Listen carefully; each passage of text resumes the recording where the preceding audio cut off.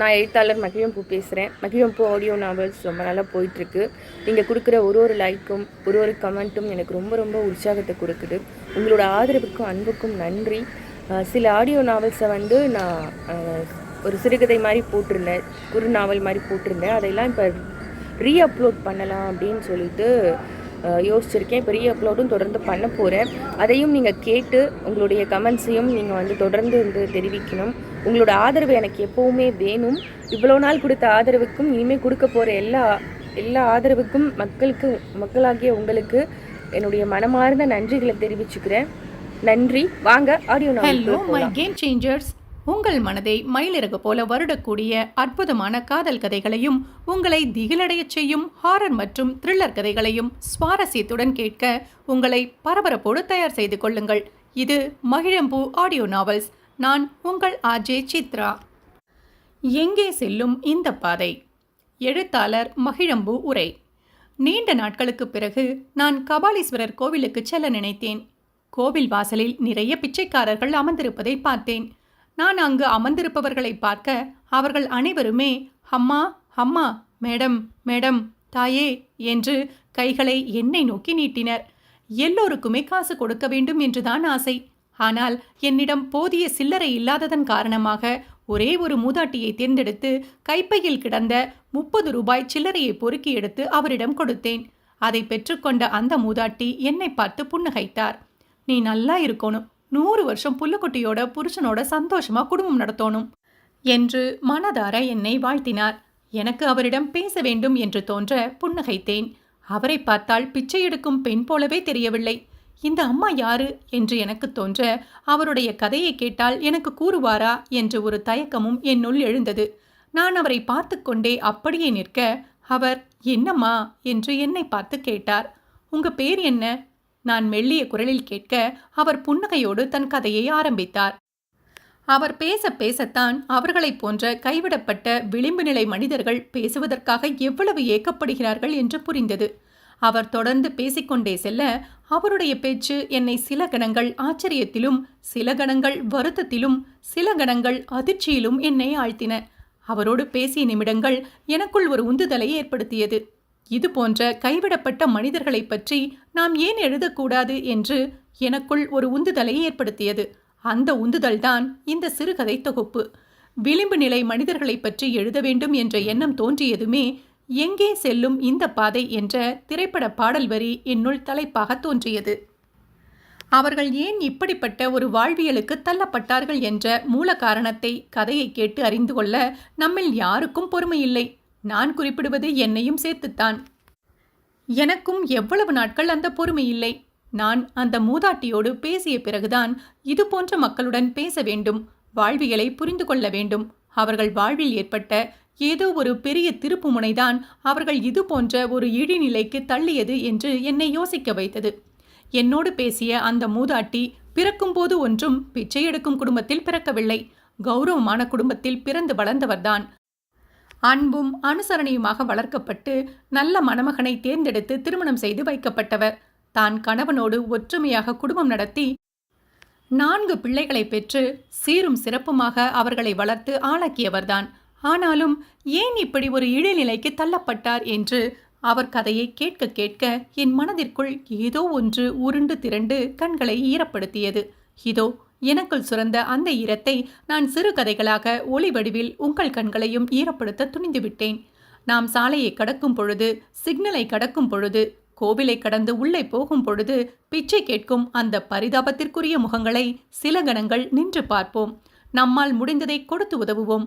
அப்படி கொடுக்க முடியவில்லை என்றாலும் அவர்களை திட்டாமல், அலட்சியமாக பார்க்காமல் அமைதியாக கடந்து செல்வோம்.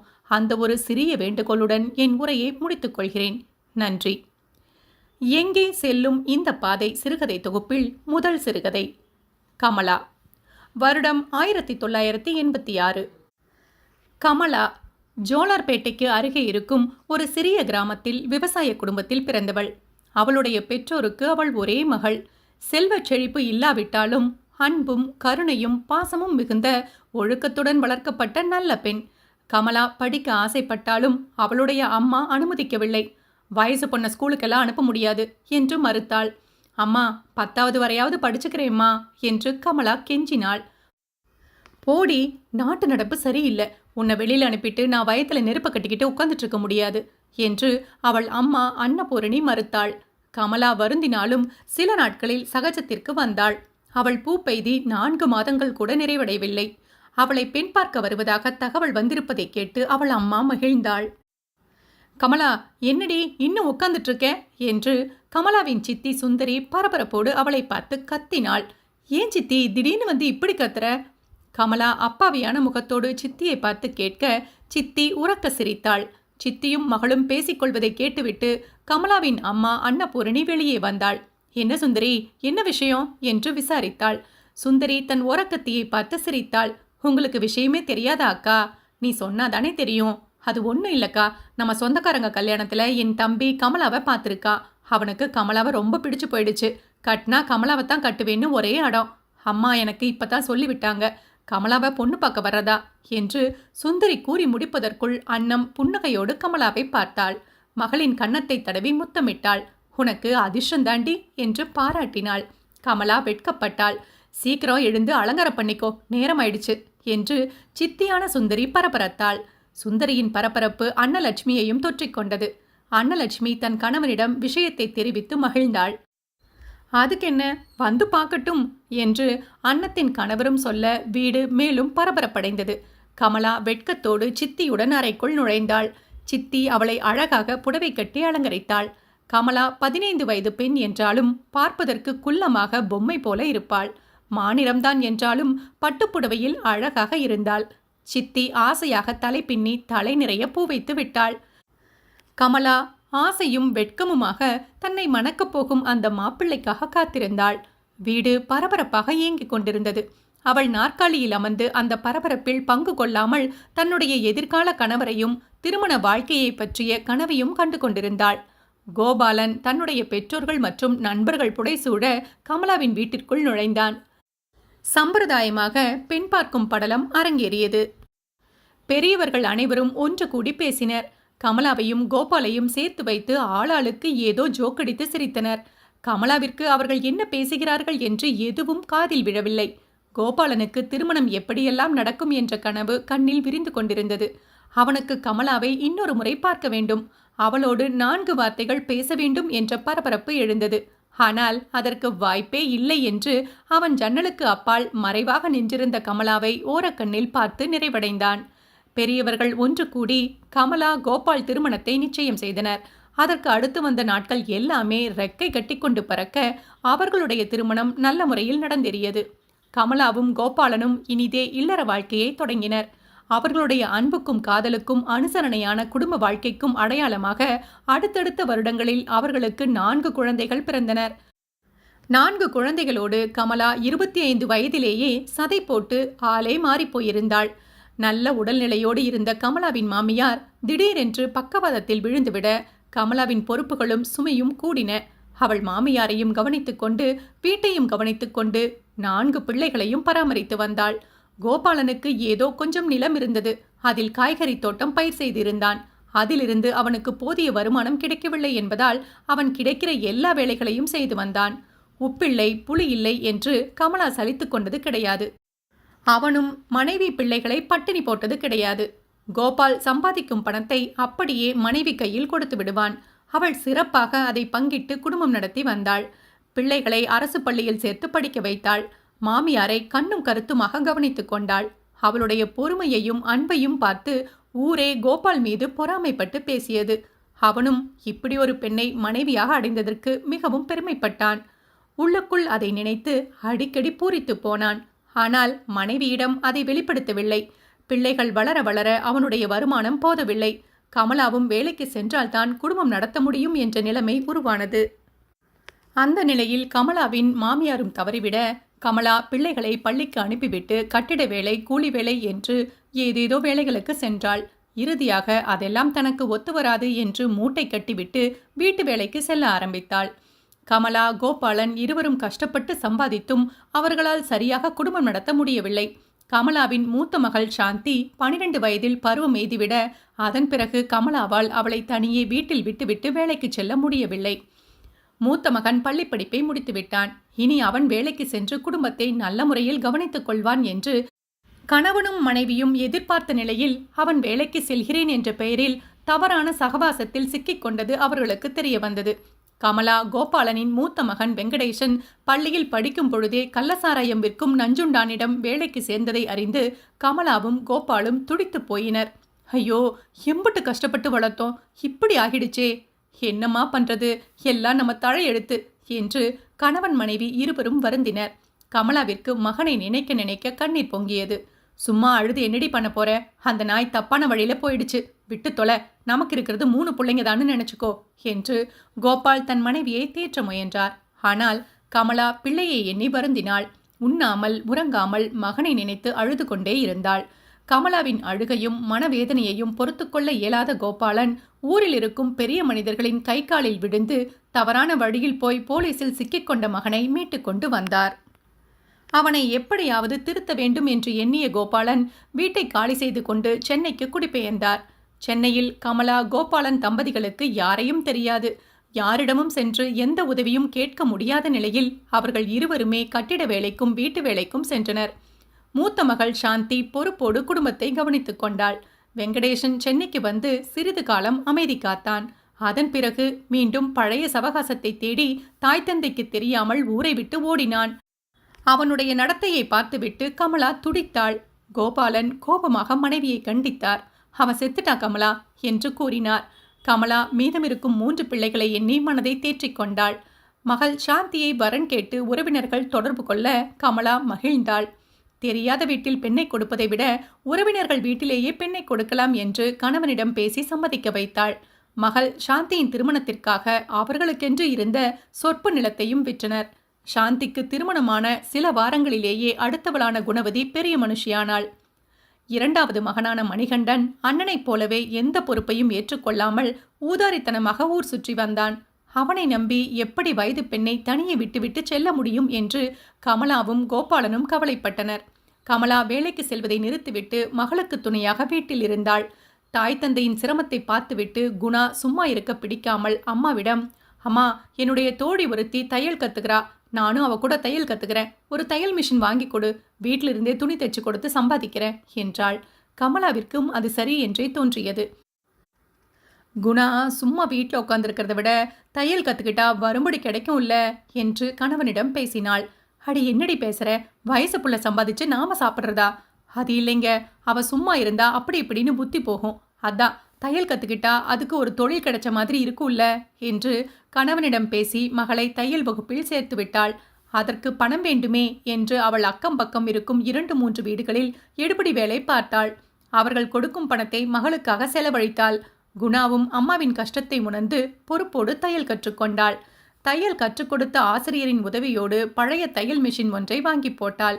அதில் அக்கம்பக்கம் இருக்கும் பெண்களிடம் நயமாக பேசி கிழிந்த துணிகளை தைத்து கொடுப்பது, புடவைக்கு ஓரமடித்து கொடுப்பது என்று கொஞ்சம் கொஞ்சமாக வேலை பார்க்க ஆரம்பித்தாள்.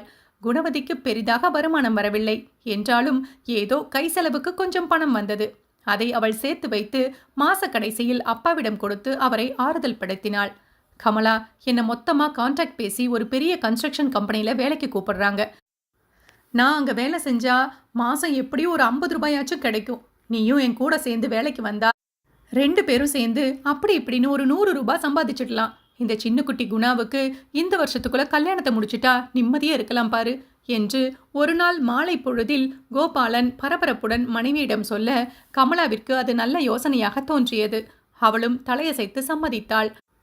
அவர்கள் இருவரும் இப்பொழுது நகரின் அந்த பிரதான கன்ஸ்ட்ரக்ஷன் கம்பெனியில் கூலி வேலைக்கு சேர்ந்தனர்.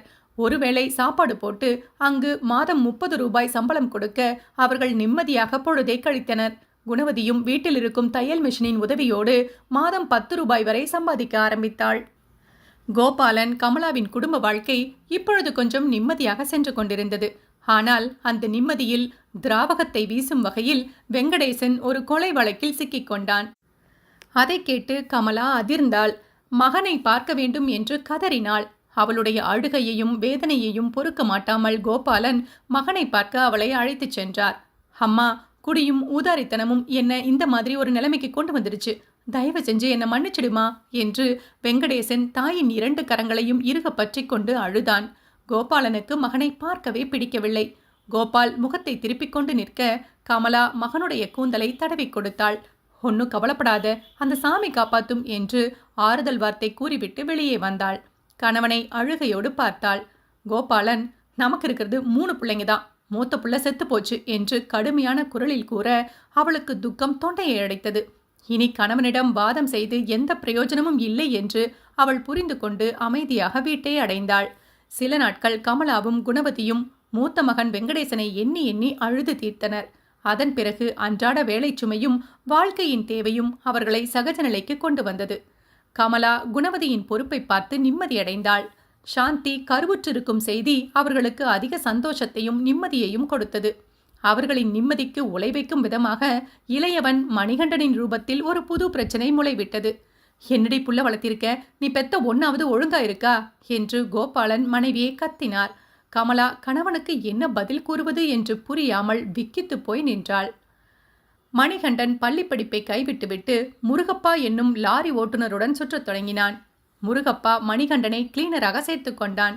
கமலாவும் கோபாலனும் மகன் பொறுப்போடு வேலைக்கு சேர்ந்திருக்கிறான் என்று சற்று நிம்மதியோடு இருந்த சமயம் முருகப்பா ஏதோ கடத்தல் செய்தான் என்று கூறி முருகப்பாவையும் அவனோடு சுற்றித் திரிந்த மணிகண்டனையும் சேர்த்து போலீஸ் கைது செய்துவிட அது செய்தித்தாளிலும் வந்துவிட கமலாவும் கோபாலனும் வெளியே தலை காட்ட முடியாத அளவிற்கு உருக்குலைந்து போயினர்.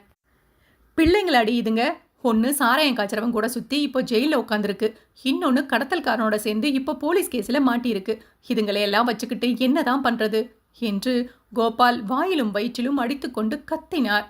இந்த பொறுக்கி இப்படி பண்ணது சம்மதி வீட்டில் மட்டும் தெரிஞ்சா என் பொண்ணு வாழ வெட்டியே திரும்பி வந்துடும். ஐயோ, கூட பிறந்த அக்கா தங்கச்சிக்கு சீர்சனத்தை பண்ணாட்டியும் கெட்ட பெயர் வாங்கி தராமல் இருந்தா போதாதா? ஏன் இதுங்களுக்கு இந்த அறிவு கூட இல்லை என்று கோபாலன் தொடர்ந்து தினமும் கோபத்தோடு கத்திக் கொண்டிருக்க கமலாவால் மணிகண்டனை விட முடியவில்லை. கணவனிடம் அழுது மன்றாடினாள்.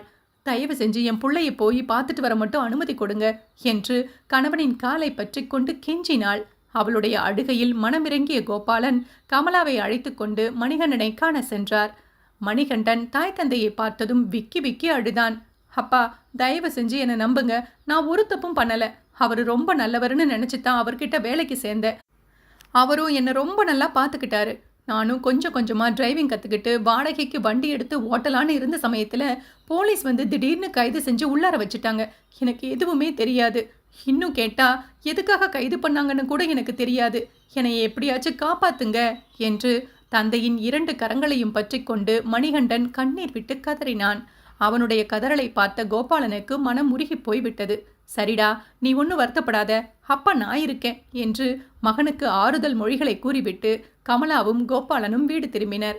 கமலாவும் கோபாலனும் கஷ்டப்பட்டு சேர்த்து வைத்திருந்த 5 பவுன் நகையை விற்று அதன் மூலம் பெற்ற காசை மணிகண்டனை வழக்கிலிருந்து விடுவிக்க செலவிட வேண்டியதாகிவிட்டது. மணிகண்டன் நிரபராதி என்று நிரூபிக்கப்பட்டு வெளியே வந்த பிறகு சில தினங்களுக்கு அவன் வீட்டோடு முடங்கி கிடந்தான். என்னடா இப்படி மூளையில் உட்கார்ந்திருக்க, என்னாச்சு உனக்கு என்று கோபால் தன் மகனிடம் கேட்டார். அப்பா, எனக்கு வெளியில போகவே பிடிக்கல. எல்லாரும் என்னை ஒரு மாதிரி பார்க்குறாங்க. அங்கே யாருமே என் கூட பேச மாட்டேங்கிறாங்க. யாருமே வேலைக்கு சேர்க்க மாட்டேங்கிறாங்க. நான் உங்களுக்கு ஒரு பாரமா போயிட்டேன். என் மனசு ரொம்ப கஷ்டமா இருக்கு. நான் செத்து போறேன்பா என்று மணிகண்டன் உடைந்து அழுதபடி தந்தையின் மடியில் சரிந்தான். அடை பைத்தியமே என்று தன்னுடைய கோபத்தையும் பயத்தையும் மனதிற்குள் மறைத்து கொண்டு கோபாலன் மகனை ஆறுதல் படுத்த நினைத்தார். யார் வேணா என்ன வேணா சொல்லட்டும், நீ பயப்படாத, தைரியமா வெளியில வா, எல்லாம் சரியாயிடும். இதெல்லாம் ஒரு பாடம். யார் கூட சேரணும் சேரக்கூடாதுன்னு வாழ்க்கை உனக்கு சொல்லிக் கொடுத்த பாடம். வெளியூருக்கு போ, நல்ல வேலை கிடைக்கும். கொஞ்ச நாள்ல நானும் அம்மாவும் சொந்த ஊருக்கே போகலான்னு இருக்கோம். நீயும் எங்க கூட வா, புதுசா ஏதாவது வேலை தேடு, நிச்சயம் நமக்கு நல்ல வழி பிறக்கும் என்று கோபாலன் ஆறுதல் கூறினார். ஆறுதல் கூறிய கையோடு தன்னிடமிருந்த தட்டுமுட்டு சாமான்களை விற்றார். கோபாலன் இப்பொழுது குடும்பத்தோடு சொந்த ஊர் திரும்பியிருந்தார். அங்கு இருக்கும் மக்கள் அவர்கள் குடும்பத்தை ஏற்றுக்கொள்ள சற்று தயங்கினர். நாட்கள் செல்ல செல்ல சகஜமாக பழக ஆரம்பித்தனர். ஏண்டி கமலா, வீட்டில் சும்மா உட்காந்துருக்கிறதுக்கு ஏதாவது வேலை பார்த்தா குடும்பத்துக்கு 4 காசு வரும்ல என்று பக்கத்து வீட்டு கோமலா சொல்லவும், நீயே ஏதாச்சும் வேலை இருந்தா சொல்லுக்கா என்று கமலா கேட்டார். என் தம்பி பூக்கடை வச்சிருக்கான். 1 முழம் பூக்கட்டி கொடுத்தா 1 ரூபாய் கொடுப்பான். ஒரு நாளைக்கு 25 முழம் பூக்கட்டி கொடுக்கணும். அப்படி கட்டி கொடுத்தா உனக்கு 25 ரூபாய் கிடைக்கும். மாசத்துக்கு எம்புட்டுன்னு நீயே கணக்கு போட்டுக்கோ என்று கோமலா சொல்லவும் கமலா தலையை ஆட்டினாள். குணவதி பழையபடியே தையல் வேலை செய்ய ஆரம்பித்தாள். அவர்களுடைய குடும்பம் மீண்டும் கொஞ்சம் கொஞ்சமாக வறுமையின் பிடியிலிருந்து மீண்டு சகஜமாக வாழ ஆரம்பித்தது. நம்ம குணவதிக்கும் வயசாகிட்டே போகுது, அவளை ஒருத்தன் கையில பிடிச்சு கொடுத்துட்டா நான் நிம்மதியா கண்ணை மூடுவேன் என்று ஒரு நாள் இரவு உணவிற்கு பிறகு கோபாலன் மனைவியிடம் சொல்ல கமலாவிற்கு அவர் சொல்வதில் கொஞ்சம் வருத்தம் ஏற்பட்டது. என்னங்க இப்படி சொல்றீங்க? குணவதிக்கு கல்யாணம் பண்றதுல எனக்கு ரொம்ப சந்தோஷம். ஆனா இப்போ நல்லா இருக்கும்போது எதுக்கு கண்ணை மூடுறத பத்தியெல்லாம் பேசிக்கிட்டு? அட என்ன கமலா, என்னைக்கு இருந்தாலும் நடக்கத்தானே போகுது. அது மட்டும் இல்லாம பூமியில் வாழ்ந்து நான் என்னத்தை பெருசா சாதிச்சிட்டேன் சொல்லு? அப்படி பார்த்தா நான் மட்டும் என்ன பெருசா சாதிச்சு கிழிச்சிட்டேன்? நீ இல்லைனா இந்த குடும்பம் ஏது? அப்படி பார்த்தா நீங்க இல்லாம நான் ஏது என்று கமலா சலிக்காமல் பேசினாள். கோபாலனும் விடாமல் பேசினார். என்னங்க இது, நல்லா இருக்கும்போது எதுக்கு இந்த பேச்சு? இந்த உலகத்துல பிறக்கிற அத்தனை பேரும் சாதனையா பண்ணிக்கிட்டு இருக்காங்க என்று கோபத்தோடு கமலா கேட்கவும் அங்கு சின்னதாக ஒரு ஊடல் அரங்கேறியது. பிறகு அவர்கள் இருவரும் சமாதானமாகி ஒரு வழியாக குணவதியின் திருமணத்தை பற்றிய பேச்சை திசை மாற்றினார். குணவதிக்கும் அதே ஊரில் இருக்கும் பேங்கில் பியூனாக வேலை செய்யும் வசந்துடைய வரன் வந்தது. குணவதிக்கு வசந்தனை பிடித்து போக வசந்தனுக்கும் குணவதியை பிடித்து விட்டது. பொண்ணு ரொம்ப பிடிச்சிருக்கு என்று ஆரம்பித்த கல்யாண பேச்சு அடுத்த சில மாதங்களுக்குள்ளாகவே திருமணத்தை நடத்தி முடிக்கும் அளவிற்கு வேகம் எடுத்தது. 2 பொண்ணுங்களுக்கும் எப்படியோ பாடுபட்டு கல்யாணத்தை முடிச்சிட்டோம் என்று கோபாலன் நிம்மதியாக உட்காரும் நேரத்தில் திடீரென்று அவருடைய தலையில் இடி விழுந்தது போல மணிகண்டன் வேலை செய்யும் இடத்தில் தவறி விழுந்து உயிரை விட்டான். அந்த செய்தி கோபாலனை நிலைகுலைய வைத்தது. மகன் திருந்தி நல்லபடியாக வாழ நினைக்கும் இந்த நேரத்தில் இப்படியே ஆக வேண்டும் என்று அவர் புலம்பி அழ ஆரம்பித்தார். என்னங்க நீங்க, இந்த வீட்டுக்கு ஆணி வேறே நீங்க தான், நீங்களே உடைஞ்சிட்டா நான் என்ன பண்ணுவேன் என்று கமலா கதறினாள். கோபாலனால் மகனுடைய மரணத்தை தாங்கிக் கொள்ள முடியவில்லை. அவர் கொஞ்சம் கொஞ்சமாக உடல்நிலை பாதிக்கப்பட்டு படுக்கையில் விழுந்தார். கமலாவிற்கு தான் பாரமாக இருப்பதாக அவர் நினைத்தார். கமலா, என்னால உனக்கு கஷ்டம்தான், அதனால என்னை ஏதாவது அனாதை இல்லத்துல சேர்த்துடு என்று கண்ணீர் விட்டார். கமலா ஆறுதல் கூறினாள். நான் உன்னை கட்டிக்காம இருந்திருந்தா கண்டிப்பா நீ நல்ல நிலையில இருந்திருப்பேல்ல என்று மருகினார். ஏங்க இப்படியெல்லாம் பேசுறீங்க என்று அவள் கணவனை தேற்றினாள். கவலையில் கோபாலனின் உடல் மோசமடைய ஒரு விடிகாலை பொழுதில் அவர் உயிரையும் விட்டார். அம்மா, நீ பேசாம என் கூட வந்து தங்கிக்கோ என்று குணவதி கமலாவை அழைத்தாள். ஆனால் மூத்த மகள் சாந்தி குடும்ப கஷ்டம் எதிலும் பங்கு கொள்ளாமல் விலகி இருந்தாள். அவளுடைய போக்கு கமலாவிற்கும் மிகுந்த மன உளைச்சலை கொடுத்தது. அம்மா, நான் உன்னை கூட்டிட்டு போய் வச்சுக்கிறத பத்தி இல்லை, ஆனா அண்ணன் ஜெயிலில் இருக்கிறத பத்தியே பேசி அங்க உன்னை கஷ்டப்படுத்துவாங்க, அதனால நீ குணா கூட போறதே நல்லது என்று சாந்தி சொல்ல கமலா மனம் நொந்தாள். தலைச்ச புள்ள ஜெயிலில் கிடக்கான், 2வது மக குடும்பத்தை பத்தி யோசிக்காம சுயநலமா இருக்கா, 3வது செத்தே போச்சு, 4வது நீ ஒருத்தியாச்சும் அம்மா மேல பாசம் வச்சு கூப்பிடுறியே, ரொம்ப சந்தோஷம்மா. ஆனா உன் கூட வந்து நான் தங்குனா உனக்கு அனாவசியமான பாரம், நீ உன் புருஷன் பிள்ளையோட சந்தோஷமா இரு என்று கமலா மறுத்துவிட்டாள். அம்மா, நீ தனியா இங்க உட்காந்து என்னமா பண்ண போற? உடம்புல தெம்பு இருக்கிறவரை உழைச்சு சாப்பிட்றேன். சரிம்மா, உடம்புக்கு முடியலைன்னா என்ன பண்ணுவ? அதை அப்ப பார்த்துக்கலாம் என்று கமலா பிடிவாதம் பிடித்தாள். உனக்கு வயசாகிக்கிட்டே போகுது, என் கூட வாம்மா என்று குணவதி எவ்வளவோ வற்புறுத்தி அம்மாவை அழைத்தும் கமலா செல்லவில்லை. உடலில் சக்தி இருக்கிறவரை உழைத்து சாப்பிட வேண்டும் என்று நினைத்தாள். பக்கத்து ஊரில் இருக்கும் ஒரு பள்ளிக்கூடத்தில் ஆயாவாக வேலை செய்து வயிற்றை நிறைத்து வந்தாள்.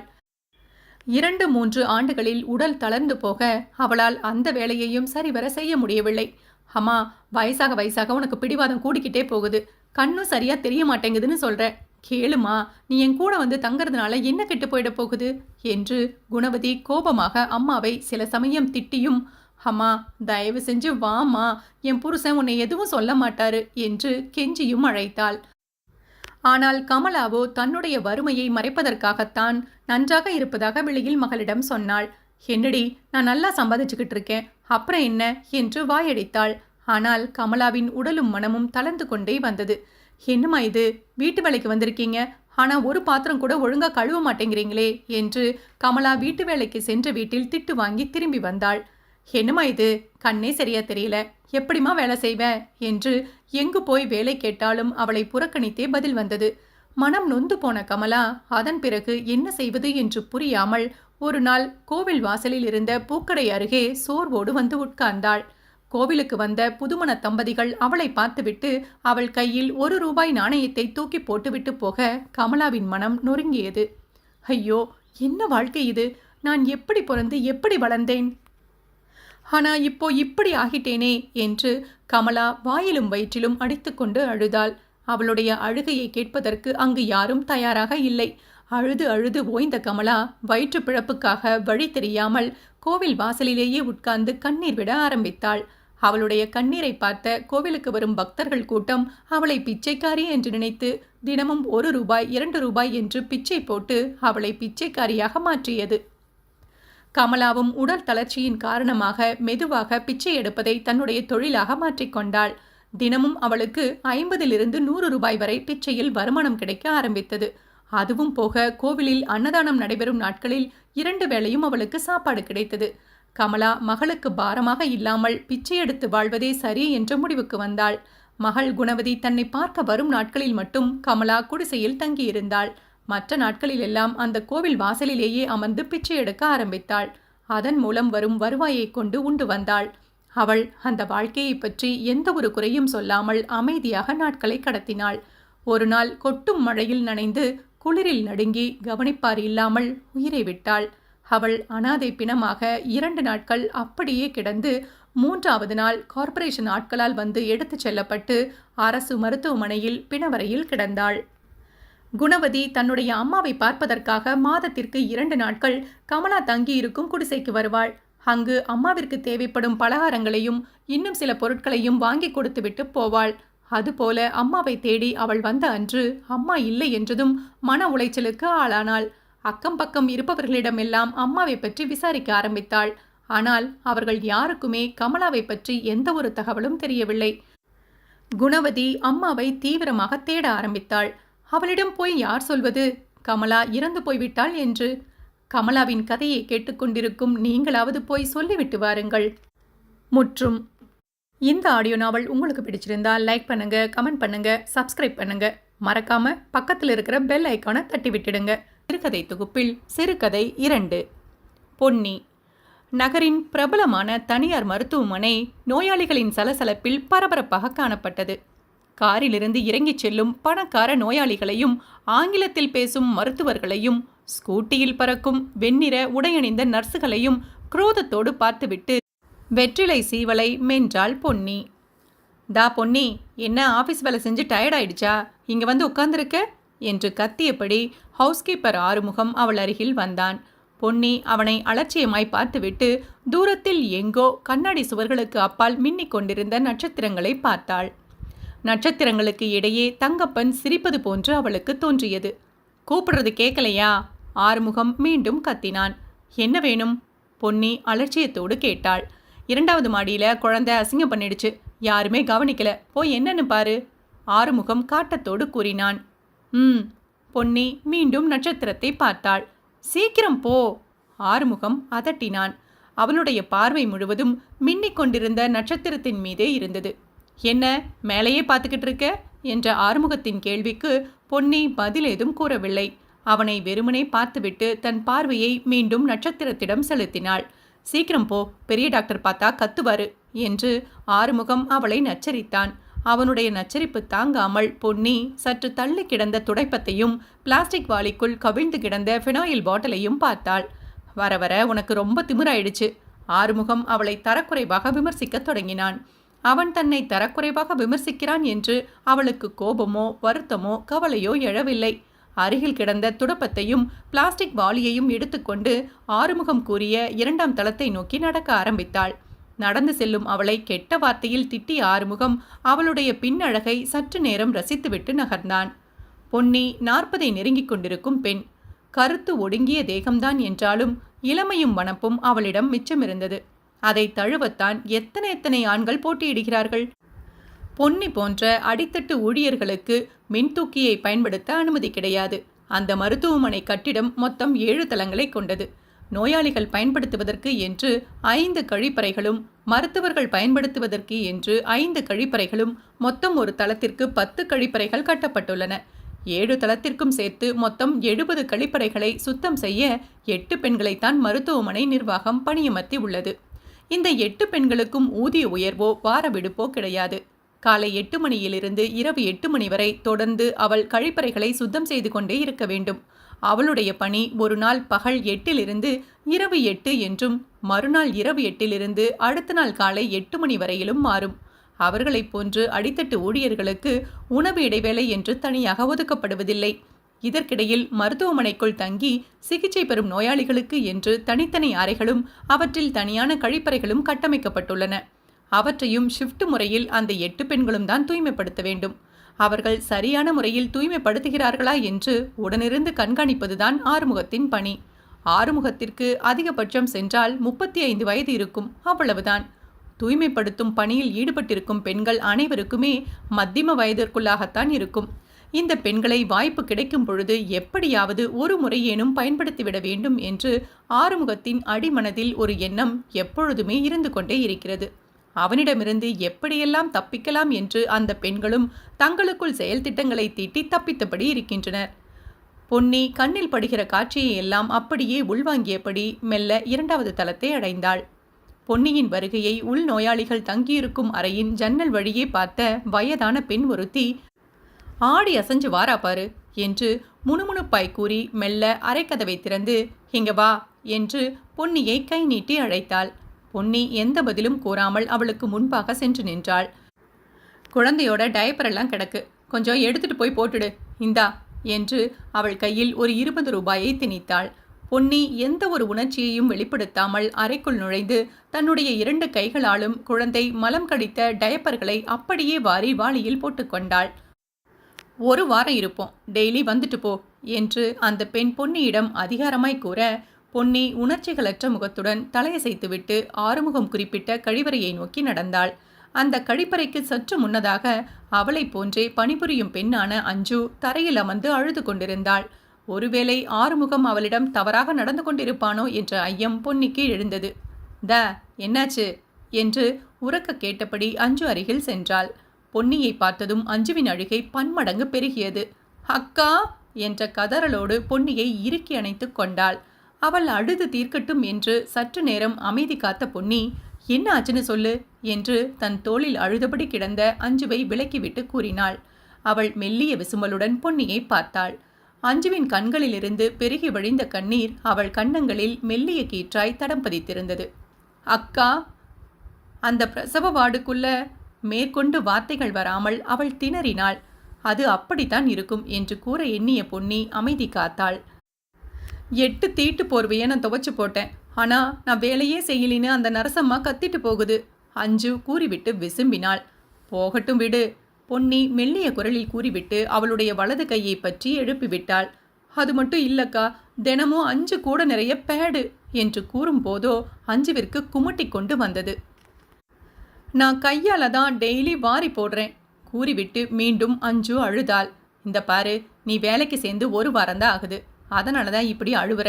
நாங்கெல்லாம் 10 வருஷமா செஞ்சுக்கிட்டு இருக்கோம். சரி விடுடி, சாப்பிட்றியா? பொன்னி வெகு இயல்பாய் பேசினாள். நீ எப்படிக்கா சாதாரணமாக எடுத்துக்கிட்டு பேசுகிற? வேற என்னடி பண்ண சொல்கிற? என் புருஷன் செத்து 10 வருஷம் ஆச்சு. வயசு பொண்ணை கரையத்த வேண்டாமா? கஞ்சி குடிக்க வேண்டாமா? பொன்னி கனத்த இதயத்துடன் பேசினாள். அதுக்காக இந்த மாதிரியா? அஞ்சு தாங்க மாட்டாமல் கண்ணீர் சிந்தினாள். என் புருஷன் இருந்த வரைக்கும் வீட்டை விட்டு நகராம அலுங்காம குலுங்காம தான் நானும் வாழ்ந்தேன். அந்த மனுஷன் போய் சேர்ந்துட்டாரு. அப்புறம் என்ன பண்ணுறது? உனக்காவது புருஷன் இல்லக்கா? எனக்கு இருந்தும் இல்லாத மாதிரி தான். என்னடி சொல்கிற? விசாரித்தபடியே பொன்னி கழிவறைக்குள் நுழைந்தாள். அஞ்சுவும் அவளைத் தொடர்ந்து கழிவறைக்குள் வந்தாள். தான் கொண்டு வந்த பிளாஸ்டிக் பக்கெட்டிற்குள் நிரம்பி கிடந்த குழந்தையின் டயப்பரை ஒரு கருப்பு நிற கேரி பேக்கில் திணித்துவிட்டு அங்கே ஏற்கனவே கிடந்த மலத்தை தென்னந்துடைப்பத்தால் அள்ளி கழிவறைக்குள் போட்டாள். பிறகு துடப்பத்தை தூய்மை செய்துவிட்டு கழிவறையின் முகப்பிலேயே சிதறி கிடந்த பெண்களின் சானிட்டரி நாப்கின்களை அள்ளி குழந்தையின் டயப்பரை போட்ட அதே கேரி பேக்கில் திணித்தாள். அதை பார்த்த அஞ்சுவிற்கு வாந்தி வருவது போல் வயிறு பிரட்டியது. அவசரமாக ஓடி வே என்ற ஒலியோடு அஞ்சு வாஷ்பேஷனில் தலையை கவிழ்த்து கொண்டாள். அவளை புன்னகையோடு பார்த்த பொன்னி, நீ வெளியிலிரு, வரேன் என்று கூறிவிட்டு ஃபினாயில் ஊற்றி அந்த இடத்தை கழுவத் தொடங்கினாள். அஞ்சு வாந்தி எடுத்துவிட்டு முகம் கழுவி முந்தானையால் முகத்தை துடைத்தபடியே வெளியேறினாள். 1/2 மணி நேரத்தில் அந்த 5 கழிவறைகளையும் தூய்மைப்படுத்திவிட்டு பொன்னி வெளியே வந்தாள். இப்படிக்கா இந்த வேலையை நீ சிரிச்ச முகமா செய்யற? அஞ்சு முகச்சுளிப்போடு கேட்டாள். பழகிடுச்சு. நீ என்னமோ சொல்ல வந்தியே, என்ன அது? பொன்னி கூறியதை கேட்டதும் அஞ்சு, என் தலையெழுத்து, அந்த மனுஷனை நம்பி வீட்டை விட்டு ஓடியாந்து இப்படி சீரழிஞ்சு நிற்கிறேன் என்று புலம்பி அழத் தொடங்கினாள். அழுவாம சொல்றதா இருந்தா சொல்லு, இல்லாட்டி நான் போறேன்.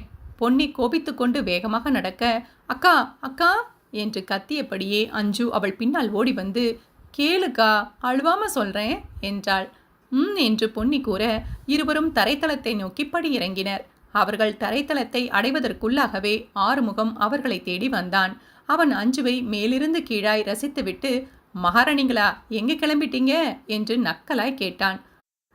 டீ அடிக்க போறோம், வரியா என்று பொன்னி கையில் வைத்திருந்த துடப்பத்தை ஆட்டிவிட்டு அவனை பார்த்து கேட்டாள். வேலை செய்கிறீங்களோ இல்லையோ, ஆனா உன்னா டீ அடிக்க கிளம்பிடுங்க என்று கூறியபடியே அஞ்சு மீது உரசைக்கொண்டு படியேறினான். திருட்டு நாயி! பொன்னி உறக்கவே அவனை திட்டினாள். அவள் திட்டுவது ஆறுமுகத்தின் காதில் விழுந்தாலும் அவன் திரும்பி பார்க்காமல் படியேறினான். ஏங்கா இவன் இப்படி இருக்கான்? எந்நேரமும் உடைந்து அழத் தயாராய் இருக்கும் குரலோடு அஞ்சு கேட்டாள். அது தெருநாயி, நீ வா என்று விட்டு பொன்னி கேண்டீனை நோக்கி சென்றாள். ஆறுமுகம் சென்ற பாதையை திரும்பி திரும்பி பார்த்து கொண்டே அஞ்சு, நீ எல்லாம் நல்லாவே இருக்க மாட்ட, உனக்கெல்லாம் நல்ல சாவே வராது, அடுத்த ஜென்மன்னு ஒன்று இருந்தா மலம் திங்கிற புழுவாத்தான் நீ பொறப்ப என்று மனதிற்குள் சபித்தபடி கேண்டீனை அடைந்தாள். அங்கு இளம் மருத்துவர்களும் செவிலியர்களும் அமர்ந்து தங்களுக்கான சிற்றுண்டிகளையும் தேநீரையும் சுவைத்தபடி இருந்தனர். 2 டீ 2 வடை என்று கணீரென்ற குரலில் கூறிவிட்டு பொன்னி ஒதுங்கி நின்றாள். அங்கு அமர்ந்து டீ குடித்து கொண்டிருந்த செவிலியர்களை பார்த்ததும் அஞ்சுவிற்கு அடிமனதில் பொறாமையும் அதைத் தொடர்ந்து ஆற்றாமையும் எழுந்தது. என்னையும் படிக்க வச்சிருந்தா நான் உங்களை மாதிரி ஒரு நர்ஸாகி இருப்பேன், அப்படி இல்லாட்டி ஏதாவது ஒரு ஆபீஸ் வேலைக்கு போயிருப்பேன் என்று ஓசைப்படாமல் பேசினாள். அங்கு அவர்கள் அமர்ந்து சிற்றுண்டி சுவைப்பதும் தானும் பொன்னியும் ஒதுங்கி நின்று சிற்றுண்டிக்காக காத்திருப்பதும் அவளுக்கு உறுத்தியது. ஏங்கா, நாம் உட்கார்ந்து சாப்பிடக்கூடாதா என்று அஞ்சு அப்பாவியாக கேட்டாள். பொன்னி அவளுடைய கேள்விக்கு என்ன பதில் சொல்வது என்று புரியாமல் பார்வையை வேறுபுறம் செலுத்தினாள். டீ என்று கேண்டீனில் வேலை செய்யும் ஊழியர் குரல் கொடுக்க பொன்னி விரைந்து சென்று டீயையும் வடையையும் பெற்றுக்கொண்டு வா போகலாம் என்று அஞ்சுவை அழைத்தாள். அஞ்சு புரியாமல் பார்த்தபடியே பொன்னியை பின்தொடர்ந்தாள். பொன்னி தரைத்தளத்தில் அமைக்கப்பட்டிருந்த கழிப்பறைக்கு சற்று முன்னதாக சுவரோரம் சாய்ந்து அமர்ந்து கொண்டு வடையை தின்றாள். தனக்காக வைக்கப்பட்ட தேநீரையும் வடையையும் பார்த்தபடி அஞ்சு பொன்னியின் அருகில் அமர்ந்தாள். ஏங்கா, நம்ம அங்கேயே உட்கார்ந்து சாப்பிடக்கூடாதா? அஞ்சு தான் முன்பு கேட்ட கேள்வியை மீண்டும் பொன்னியிடம் கேட்டாள். நீ வேணா போய் உட்கார்ந்து சாப்பிட்டு பாரு என்று கூறிய பொன்னி தேநீரை அருந்த தொடங்கினாள். அவள் கூறியதன் பொருள் புரியாமல் அஞ்சு அவளையே பார்த்தபடி இருந்தாள். என்னடி பார்க்குற? ஒன்றும் இல்லைக்கா. நீ என்னமோ உன் புருஷனை பற்றி சொல்ல வந்தியே, அதை சொல்லு. அவன் ஒரு ஏமாத்துக்கார. அஞ்சு கண்ணீர் கசிந்தாள். ஆம்பளைனா அப்படித்தாண்டி, ஏதோ நம்ம குடும்ப கஷ்டத்துக்காக வேலைக்கு வந்திருக்கோம். ஆனால் இந்த ஆறுமுகத்தை பாரு, மோப்பம் பிடிச்சிட்டு அலையிறான். ஆட்டு புழுக்க, அவனுக்கு கை கால் விளங்காமல் போகும். அஞ்சு ஆறுமுகத்தை சபித்தாள். இந்த ஆஸ்பத்திரியில் வேலை செய்கிற டாக்டர் நர்ஸுக்கெல்லாம் நம்ம பாத்ரூம் கழுவுற வேலைக்காரி. ஆனால் இந்த ஆறுமுகம் மாதிரி இருக்கிற ஆளுங்களுக்கு நாம தான் கக்கூசு. பொன்னியும் தன் பங்குக்கு ஆதங்கத்தை வெளிப்படுத்தினாள். ஆமாக்கா, அவனோட ஆத்திரத்தை தீர்த்துக்க நம்மளை அவன் கக்கூசாத்தான் பார்க்குறான். இவனையும் ஒரு பொம்பளை வேலையத்து போய் பெத்து போட்டாளே என்று தன்னுடைய 2 கைகளையும் நெட்டி முறித்து பொன்னி கூறினாள். அக்கா, இவனை விட மோசமானவன் என்னை கட்டிக்கிட்டவன். அவனையும் ஒரு மனுஷன்னு நம்பி அப்பா அம்மா அண்ணன் தங்கச்சின்னு எல்லாரையும் விட்டு ஓடியாந்த. வாழ்க்கை நல்லாதான் போச்சு. அடுத்தடுத்து 2 பிள்ளைங்க பெற்றதுக்கு பிறகுதான் அவனோட சுயரூபமே தெரிஞ்சுது. டெய்லி குடி, அதை கூட தலையெழுத்துன்னு பொறுத்துக்கிட்டேன். ஆனா என்று பேச்சை நிறுத்தி அஞ்சு அக்கம் பக்கம் பார்த்துவிட்டு குரலை தழைத்து, ஆம்பளைக்கு ஆம்பளை ஒரே அருவருப்பா இருக்கு என்று முகத்தை சுளித்தபடி தலையசைத்து உடல் குலுங்க அழுதாள். விட்டு தொலை, தலைமுழுகிட்டு பிள்ளைகளோட நிம்மதியா இரு. நானும் அப்படித்தான் நினச்சிட்டு வெளியில வந்தேன். ஆனா அவன் என்ன விடுவனாங்கிறான். ஏன், என்ன பண்ணா? டெய்லி தண்ணி அடிச்சிட்டு வந்து அசிங்க அசிங்கமாக திட்டுறான். செலவுக்கு காசு கேட்டு அடிக்கிறான். நான் எங்கே போவேன் சொல்லு? அம்மா வீட்டுக்கு போனால் அப்பாவும் அண்ணனும் அவமானப்படுத்திட்டு போனேன், இல்லை எந்த மூஞ்சியை வச்சுட்டு திரும்பி வந்தேன்னு கேட்டு துரத்தி விட்டுட்டாங்க. ஏண்டி, அவன் மேலே போலீஸில் கம்ப்ளைண்ட் கொடுக்க வேண்டியது தானே? பொன்னி ஆத்திரம் தாங்காமல் கேட்டாள். அட போக்கா, அந்தளவுக்கெல்லாம் எனக்கு தைரியம் இருந்தால் நான் ஏன் இப்படி இருக்கேன் என்று வருந்திய அஞ்சு தொடர்ந்து பேசினாள். 10வது வரைக்கும் படிச்சிருக்கேன். வீட்டு பக்கத்தில் இருக்கிற ஒரு பொண்ணு இங்கே நர்ஸாக வேலை பார்க்குது. ஹாஸ்பிட்டலில் வேலைக்கு ஆள் எடுக்கிறாங்க, வரியான்னு கேட்டுச்சு. டோக்கன் போடுற வேலையாக இருக்குன்னு நினச்சிட்டு வந்தேன். அப்புறம் பார்த்தா ஹவுஸ் கீப்பிங்னு சொன்னாங்க என்று அஞ்சு கூற பொன்னி உரக்க சிரித்தாள். சிரிக்கும் பொன்னியை பார்க்க அஞ்சுவிற்கு கோபம் வந்தது. அவள் முகத்தில் மின்னிய கோபத்தை பார்த்துவிட்டு பொன்னி, சரிடி கோச்சுக்காத என்றாள். போக்கா, உனக்கு கூட என் வேதனை புரியல இல்ல என்று அஞ்சு முகத்தை திருப்பிக் கொண்டாள்.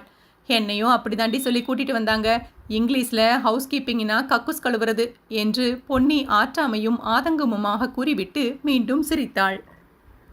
போக்கா என்று கூறிய அஞ்சு சற்று நேரம் அமைதியாக அமர்ந்திருந்தாள். கலெக்டர் வேலை முடிச்சுட்டு கலப்பா உட்காந்துருக்கீங்களா என்று நக்கல் பேசியபடியே ஆறுமுகம் அங்கு வந்தான். கலெக்டர் வேலை செய்ய களைப்பா இருக்கு, அதுதான் வேற ஏதாவது வேலை கிடைக்குமான்னு யோசிச்சுட்டு இருக்கோம் என்று அஞ்சுவும் எகத்தாளமாக பேசினாள். போ, டீன் வர டைம் ஆயிடுச்சு, அவர் ரூமை போய் க்ளீன் பண்ணி வை. ஆறுமுகம் இருவரையும் பார்த்து கூச்சலிட்டான். எங்க 2 பேருக்கும் டியூட்டி முடிஞ்சிருச்சு. அஞ்சு கூட, ஆமா இந்த அம்மா டாக்டரு, டியூட்டி பார்க்குறாங்களா டியூட்டி, போடி என்று ஆறுமுகம் 4 கெட்ட வார்த்தைகளையும் சேர்த்து பேசினான். அஞ்சு அவசரமாய் எழுந்து நின்று புடவையை எடுத்து சொருகிக் கொண்டு, மரியாதையா பேசு, இல்ல தொடப்பக்கட்ட பிஞ்சிடும் என்று இறைந்தாள்.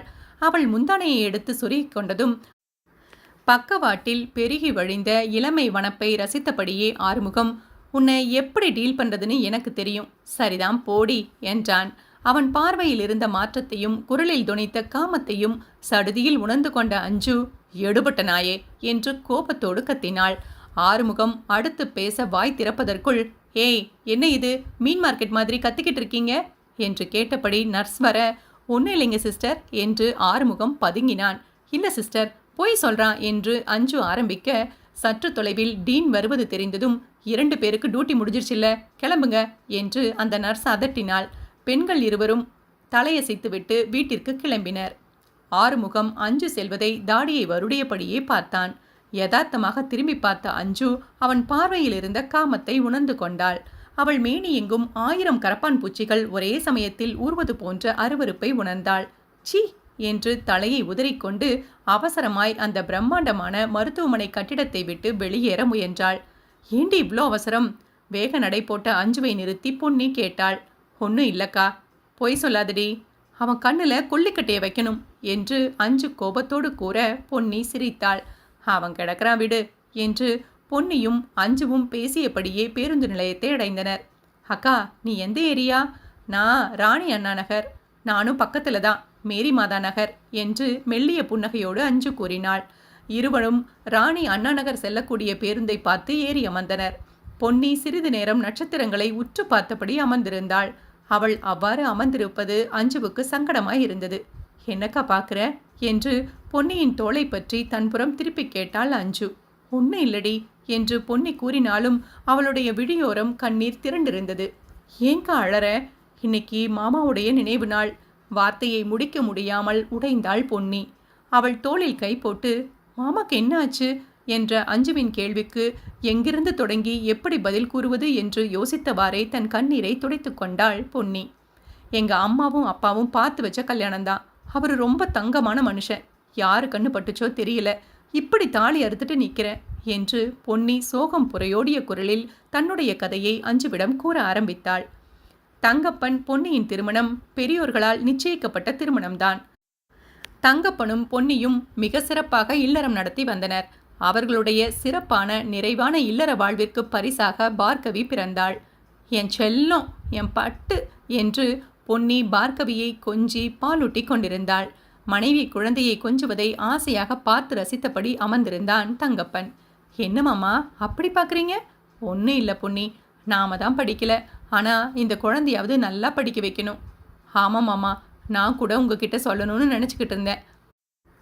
ஆமாம், இந்த குழந்தைய நல்லா படிக்க வச்சு நல்ல வேலைக்கு அனுப்பி பெரிய ஆளாக கொண்டு வரணும் என்று கூறிய தங்கப்பனின் கண்களில் 1000 கனவுகள்.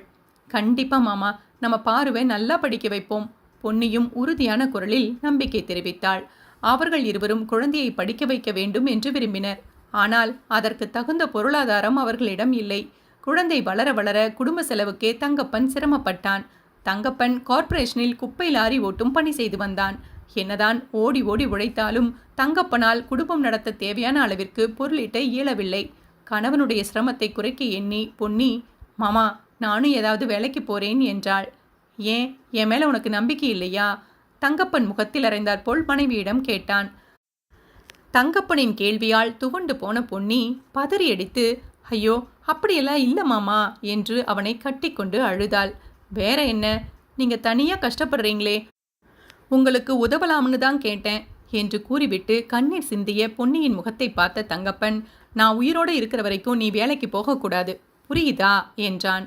கண்ணீரை துடைத்து கொண்டு மெல்ல தலையசைத்தாள் பொன்னி. இருவருக்கும் பொருளாதாரத்தில்தான் சிக்கல். தங்கப்பன் கடன் வாங்கி பார்கவியை தனியார் பள்ளிக்கூடத்தில் சேர்த்தான்.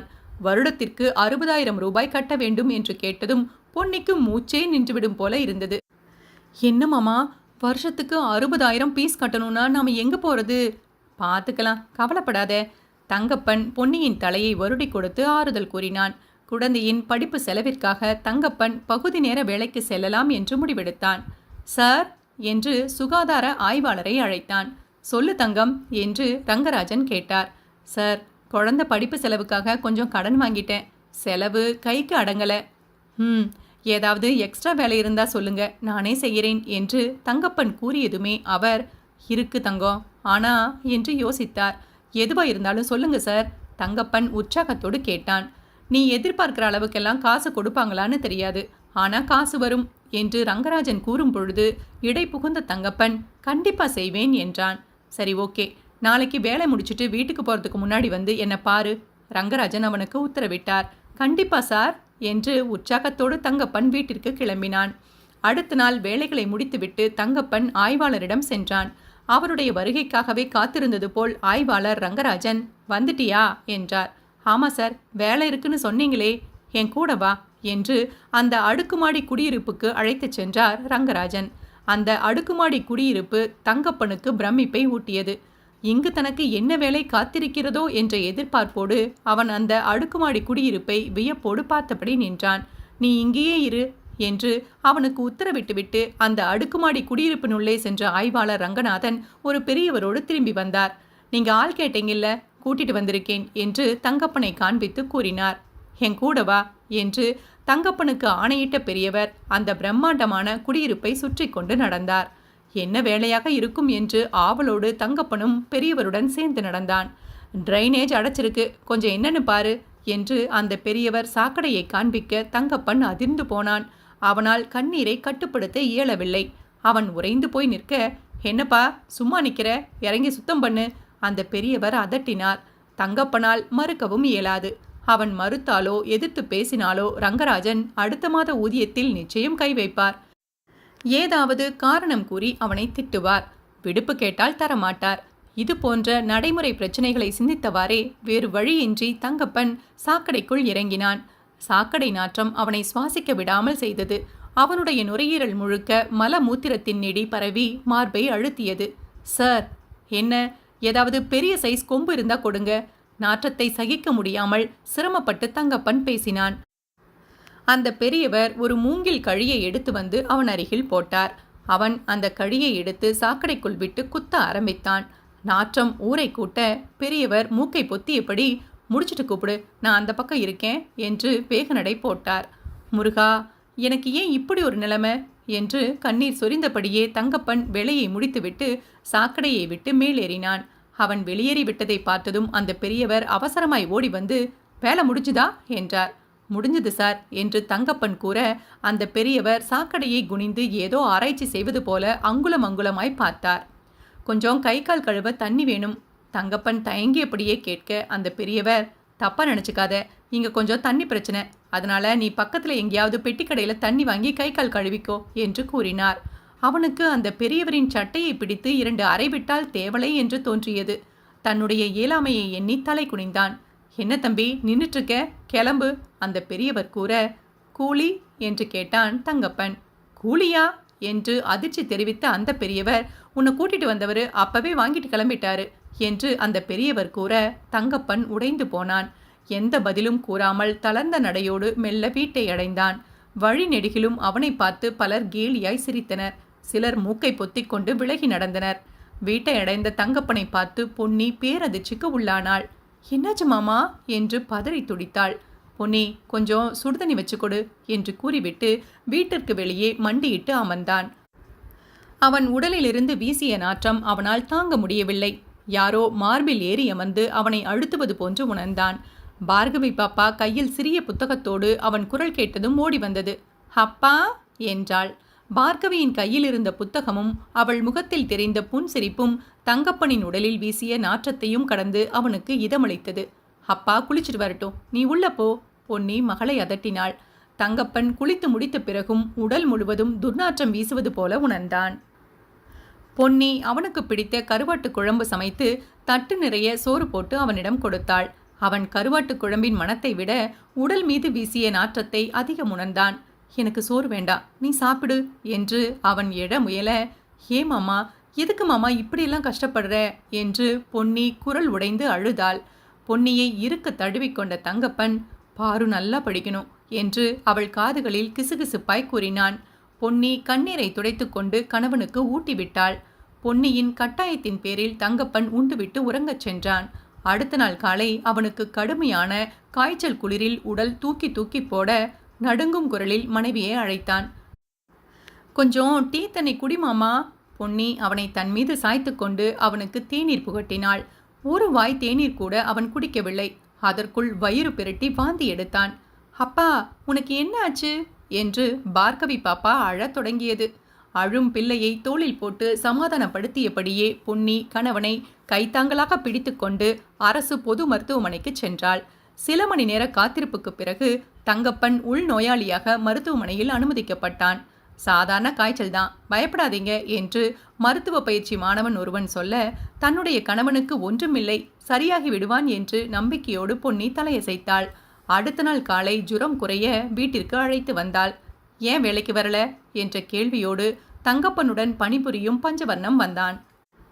காய்ச்சல் அண்ணே என்று பதில் கூறிவிட்டு பொன்னி அவனுக்கு தேநீர் கொடுத்தாள். பொன்னி அண்ணன் என்று அழைத்தாலும் பஞ்சவர்ணத்தின் பார்வை பொன்னியின் மார்பை உரசியது.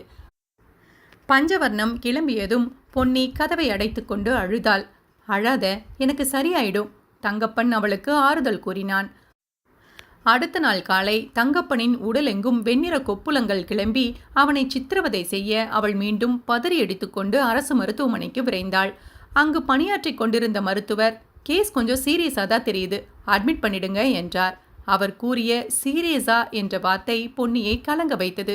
கணவனின் கைகளை இறுக பற்றி கொண்டு அழுதாள். ஆறுதல் கூற அருகில் யாருமில்லாத நிலையில் தங்கப்பன் அவளுடைய தலையை தடவி கொடுத்து, எனக்கு சரியாயிடும், நீ தைரியமாயிரு என்றான். அவன் 3 மாதங்கள் அரசு மருத்துவமனையின் படுக்கையிலேயே கிடந்தான்.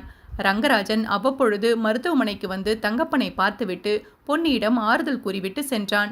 ஆனால் அவன் பார்வையில் ஆறுதலோ கருணையோ இல்லை என்பதை பொன்னி முதல் சந்திப்பிலேயே புரிந்து கொண்டாள். ரங்கராஜன் வரும்பொழுதெல்லாம் பொன்னியின் கைகளை பற்றி இழுத்து வலுக்கட்டாயமாக 500 ரூபாய் தாளை திணித்துவிட்டு செல்வான். அதன் பொருள் என்ன என்பது அவளுக்கு நன்றாகவே புரிந்தது. கணவனுக்கு தெரியாமல் கண்ணீர் வடித்தாள். பொன்னியின் அப்பாவும் அண்ணனும் 2 முறை வந்து பார்த்துவிட்டு சென்றனர். அவர்கள் இருவரும் வார்த்தைக்காக கூட பண உதவி செய்வதாக கூறவில்லை. பொன்னி தனக்கு தெரிந்த இடங்களில் வீட்டு வேலை செய்ய ஆரம்பித்தாள். அதன் மூலம் வந்த பணத்தை கொண்டு பாப்பாவை படிக்க வைக்கலாம் என்று எண்ணினாள். ஆனால் அவளுடைய எண்ணம் பொய்த்தது. குழந்தையை பள்ளியில் சேர்ப்பதற்காக வாங்கிய கடன் அவள் கழுத்தை நெரிக்க ஆரம்பித்தது. அவளுடைய சம்பாத்தியம் முழுவதுமே கடனுக்கே சென்றுவிட சாப்பாட்டுக்கு திண்டாடினாள். இந்த நிலையில்தான் ரங்கராஜன் அவளை காண வீட்டுக்கு வந்தான். அவனுடைய வரவு பொன்னிக்கு மிகப்பெரிய கலக்கத்தை கொடுத்தது. இருந்தும் என்ன செய்வது, வீடு தேடி வந்துவிட்டானே என்று வாங்க சார் என்று வரவேற்றாள். உன் புருஷன் எப்படி இருக்கான் என்ற கேள்வியோடு ரங்கராஜன் அங்கு கால் உடைந்து கிடந்த பிளாஸ்டிக் நாற்காலியில் கவனமாக அமர்ந்தான். பரவாயில்ல சார், பலவீனமான குரலில் பொன்னி பேசினாள். அவன் பார்வையால் பொன்னியை அங்குலம் அங்குலமாக அளவெடுத்தான். அவனுடைய நோக்கம் பொன்னிக்கு நன்றாக புரிந்தது.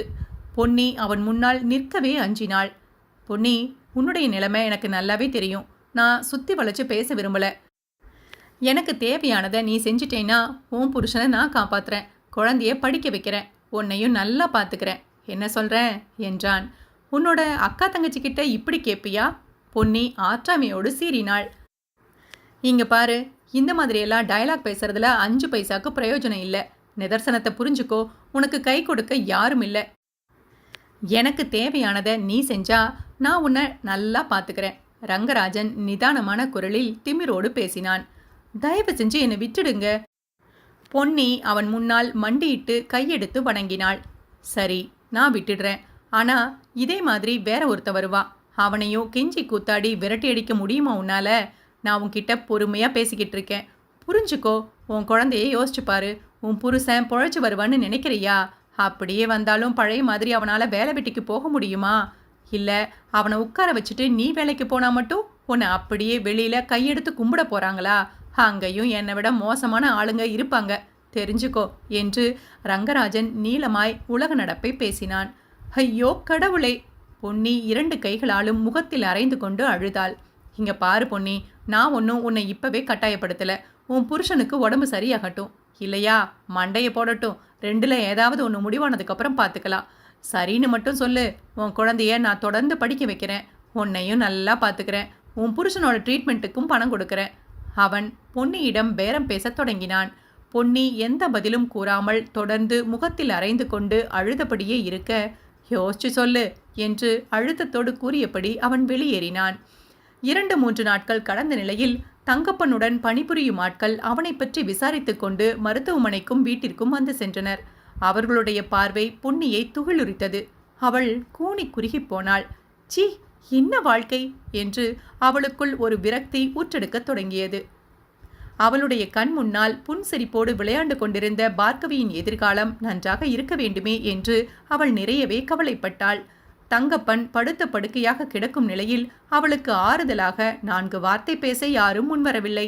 அவளுடைய பெண்மையை தழுவத்தான் முயன்றனர் என்று எண்ணி அவள் சமூகத்தை வெறுத்தாள். ஆண் இனத்தையே சபித்தாள். அனைவரின் நோக்கமும் ஒன்றுதான். ஆனால் அதில் ரங்கராஜன் மட்டும்தான் சற்று மனிதாபிமானத்தோடு இருப்பதாக அவளுக்கு தோன்றியது. எனவே ரங்கராஜனுக்கு இணங்கி போவதுதான் ஒரே வழி என்று அவள் எண்ணினாள். பலரிடம் சென்று தன்னுடைய மானம் பறிப்போவதை விட ரங்கராஜனிடம் மட்டும் 4 சுவருக்குள் பறிப்போவது பரவாயில்லை என்று அவளுக்கு தோன்றியது. 4-5 நாட்கள் கழித்து ரங்கராஜன் மீண்டும் மருத்துவமனைக்கு வந்தான். பொன்னி அவனை பார்த்து கனத்த மனதோடு சிரமப்பட்டு சிரித்தாள். அதன் பொருளை உணர்ந்து கொண்டவன் போல ரங்கராஜன் முகத்தில் மெல்லிய வெட்கம் பரவியது. தங்கப்பனுக்கு அது சங்கடத்தை அளிக்க தங்கப்பன் பொன்னியின் கரங்களை பற்றி கொண்டு, என்னை மன்னிச்சிடு பொன்னி என்று கதறினான். நீங்களும் என்னை மன்னிச்சிடுங்க மாமா என்று பொன்னி அவன் கால்களை பற்றி கொண்டு அழுதாள். அவற்றையெல்லாம் சிலை என பார்த்தபடி நின்றிருந்தான் ரங்கராஜன். நாட்கள் கடந்து செல்ல ரங்கராஜன் பொன்னிக்கு தேவையான சில அடிப்படை தேவைகளை நிறைவேற்றி கொடுத்தான். தங்கப்பனின் உடல் நாளுக்கு நாள் நலிவடைந்து ஒரு நாள் அதிகாலையில் மரணமடைந்தான். அந்த மருத்துவமனை வளாகமே அதிரும் அளவிற்கு பொன்னி ஓலமிட்டு அழுதாள். எதுவுமே தெரியாமல் பொன்னியின் முந்தானையை இறுக பற்றி கொண்டு அமர்ந்திருந்த பார்கவியை வாரி அணைத்து கொண்டு, உனக்கும் என்ன மாதிரி ஒரு நிலைமை வரக்கூடாதுடி என்று கதறினாள். ரங்கராஜன் கடைசி வரை உடனிருந்து தங்கப்பனின் உடலை நல்ல முறையில் அடக்கம் செய்ய உதவினான். பார்கவியின் கல்வி தொடர பொன்னி ரங்கராஜனின் ஆதரவில் நாட்களை கடத்தினாள். புருஷன் போனதும் நல்ல புளியங்கொம்பா பிடிச்சுக்கிட்டா பாரு, இவெல்லாம் ஒரு பொம்பளையா, மானங்கெட்டவ என்று உற்றார் உறவினர்களும் அக்கம் பக்கத்தினரும் பொன்னியை மறைமுகமாக சபித்தனர். நேரில் பார்க்கும் பொழுது இனிக்க இனிக்க பேசினர். அவர்களையெல்லாம் கண்டும் காணாமலும் கடந்து செல்ல அவள் பழகி கொண்டாள். 4 வருடங்கள் கற்பூரம் போல கரைந்துவிட ரங்கராஜன் தோய்ந்த முகத்தோடு பொன்னி வீட்டிற்கு வந்தான். என்னாச்சு சார் என்று சூடான தேநீர் கோப்பையை அவனிடம் கொடுத்தபடியே பொன்னி கேட்டாள். வேண்டாம் பொன்னி என்று சோர்வான குரலில் கூறிய ரங்கராஜன், பொன்னி, எல்லாத்துக்கும் ஒரு முடிவு கட்ட வேண்டிய நேரம் வந்துடுச்சு. அவன் எதை பற்றி கூறுகிறான் என்று புரியாமல் பொன்னி திணறினாள். என்ன சார் சொல்றீங்க? என் பொண்டாட்டிக்கு என் மேல சந்தேகம் வந்துடுச்சு என்று அவன் அதிர்ச்சி கொடுத்தான். அப்படி என்றால் இவனுடைய ஆதரவும் போய்விட்டதா? உப்புக்கண்டம் போட்ட மாமிசத்துண்டு நடு ரோட்டில் கிடந்தால் நாய்கள் சும்மா விடுமா என்று பொன்னி கண்ணீர் வடிக்க, என்னை மன்னிச்சிடு, நாம சந்திக்கிறது இதுதான் கடைசி முறை என்று ரங்கராஜன் தான் இதுவரை ஆண்டு அனுபவித்த அழகை யார் அனுபவிக்கப் போகிறார்கள் என்ற வருத்தத்தோடு கூறினான். சார், பொன்னி கண்ணீர் பெருக வார்த்தை வராமல் தடுமாறினாள். இந்தா இதை வச்சுக்கோ என்று ரங்கராஜன் அவளுடைய கையில் சில ஆயிரங்களை திணித்துவிட்டு சட்டென்று வெளியேறிவிட்டான். வெளியே விளையாடிக் கொண்டிருந்த பார்கவி உள்ளே ஓடிவர அழும் தாயை பார்த்துவிட்டு, எதுக்குமா அழற என்றாள். பொன்னி பதிலேதும் சொல்லாமல் பார்கவியை கட்டி அணைத்து கொண்டு அழுதாள். ஏமா, அந்த ரங்கராஜன் வீட்டுக்கு வரமாட்டேன்னு சொல்லிட்டாரா? பார்கவி கேட்க அவளுக்கு என்ன பதில் கூறுவது என்று புரியவில்லை. சரி விடுமா, இந்த ஆள் போனா என்ன, வேற யாராவது கிடைப்பாங்க என்று தான் கூறுவதன் பொருள் புரியாமலேயே பார்கவி கூறினாள். பொன்னி மகள் கூறிய வார்த்தையில் துடிதுடித்து போனாள். நான் என்ன வேசியா என்று அவளுடைய மனம் துடித்தது. தன்னை எல்லோரும் கைவிட்டு விட்டார்கள், தன்னிடம் குறைந்தபட்ச கருணையை கூட யாரும் காட்ட முன்வரவில்லையே என்று அவள் கதறினாள். தன்னுடைய மகளுக்காகத்தான் இந்த அவமானத்தையும் மானம் கெட்ட பிழைப்பையும் அவள் சகித்து கொண்டாள். ஆனால் அதை புரிந்து கொள்ளாமல் இப்படி ஒரு வார்த்தையை கேட்ட பிறகும் உயிரோடு வாழ வேண்டுமா என்று அவளுக்குள் அமிலம் ஊற்றெடுத்தது. அது அப்படியே அவள் கண்களின் வழியே பெருகி வழிய பார்கவி அவள் கண்களை துடைத்து விட்டாள். இந்த மானம் கெட்ட நிலை என் மகளுக்கு வரக்கூடாது என்று உறுதியோடு நிமிர்ந்த பொன்னி முனைப்போடு வேலை தேடினாள். தன்னை ஒரு முரட்டு குணமுள்ள பெண்ணாக வெளியே சிரமப்பட்டு காட்டிக்கொண்டாள். ஆண்களிடம் அவள் கரடு முரடாக பேசி ஆண்கள் யாரும் முகம் கொடுத்து பேச முடியாத அளவிற்கு கடினமாக தன்னை மாற்றிக்கொண்டாள். அந்த சமயத்தில்தான் அவளுக்கு மருத்துவமனையில் துப்புரவு பணி கிடைத்தது. ஆரம்பத்தில் அவளுக்கு அந்த துப்புரவு பணிகள் மிகப்பெரிய அவமானத்தையும் வருத்தத்தையும் கொடுத்தது. ஒரு பிடி உணவை கூட உண்ண முடியாமல் தவித்தாள். ஆனாலும் மானம் மரியாதையோடு வாழ்கிறோம் என்ற நிம்மதியில் நாட்களை கடத்தினாள். மகளை அரசு பள்ளியில் சேர்த்து 12ஆம் வகுப்பு வரை படிக்க வைத்தாள். அவளை திருமணம் செய்து கொடுத்துவிடு என்று பலரும் அறிவுரை கூற அதுதான் சரி என்று பொன்னிக்கு தோன்றியது. கண்ணு, என்னால் இதுக்கு மேலே படிக்க வைக்க முடியாதுடா, உனக்கு கல்யாணம் பண்ணிடலான்னு முடிவு பண்ணிட்டேன். மகளை அழைத்து பேசினாள். அம்மா, நீ ரொம்ப கஷ்டப்பட்டுட்ட. கொஞ்ச நாளாவது உன்னை உட்கார வச்சு சோறு போடணும்னு ஆசைப்படுறேன். அதனால் நான் வேலைக்கு போகணும், சம்பாதிக்கணும். நீ வீட்டில் உட்காந்து நிம்மதியாக சாப்பிடணும், பார்கவி வாஞ்சையோடு கூறினாள். சரிடா கண்ணு, உன் ஆசைப்படியே செய். ஆனால் அம்மா வீட்டிலலாம் உட்காந்து சாப்பிட மாட்டேன். உன் கல்யாணத்துக்காக ஏதாவது கொஞ்சம் சேர்த்து வைக்கணும் என்றாள். பொன்னி தன்னுடைய கதையை கூறி முடிக்க அஞ்சு பெருகி வழியும் கண்ணீரோடு முகத்தை வேறு பக்கம் திருப்பிக் கொண்டாள், தன்னை ஒருவாறு சமாளித்து கொண்டு. நீ கவலைப்படாதக்கா, உனக்கு நான் இருக்கேன். பார்கவியை நல்ல இடத்துல கட்டி கொடுப்போம் என்று ஆதரவாய் அவளுடைய கரங்களை இறுக பற்றி கொண்டாள். ராணி அண்ணா நகர், நடத்துனர் கத்தினார். பொன்னி முந்தானையால் முகத்தை துடைத்து கொண்டு வரே அஞ்சு என்று இருக்கையிலிருந்து எழுந்தாள். அஞ்சுவும் அவளுடைய கையை இறுக பற்றி அப்படியே அவளுடன் எழுந்தாள். பொன்னி அவளை வியப்போடு பார்த்தாள். இருவரும் ஒருவர் கையை ஒருவர் பற்றியபடியே பேருந்திலிருந்து இறங்கினர். பார்த்து போடி என்று அக்கறையோடு கூறிவிட்டு பொன்னி தன் வீட்டை நோக்கி நடந்தாள். தாயின் வருகைக்காக காத்து கொண்டிருந்த பார்கவி, அம்மா எனக்கு வேலை கிடைச்சிருச்சு என்று மகிழ்ச்சியோடு கூறிவிட்டு தாயை அணைத்து கொண்டாள். பொன்னி அடுப்படிக்குள் சென்று சர்க்கரையை அள்ளி மகளின் வாயில் போட்டு மகராசியா இருமா என்று வாழ்த்தினாள். அடுத்த நாள் காலை தாயும் மகளும் சீக்கிரமாகவே எழுந்து வீட்டு வேலைகளை முடித்துக்கொண்டு அருகில் இருக்கும் அம்மன் கோவிலுக்கு சென்று மனமுருக பிரார்த்தித்தனர். உன்னை தெய்வம் என்று வணங்கும் எத்தனை ஆண்கள் பெண்ணை பெண்ணாக சக உயிராக மதிக்கிறார்கள் என்று பொன்னியின் மனம் கனத்தது. அம்மா, நான் இப்படியே வேலைக்கு கிளம்புறேன் என்று பார்கவி விடை பெற்று கிளம்பினாள்.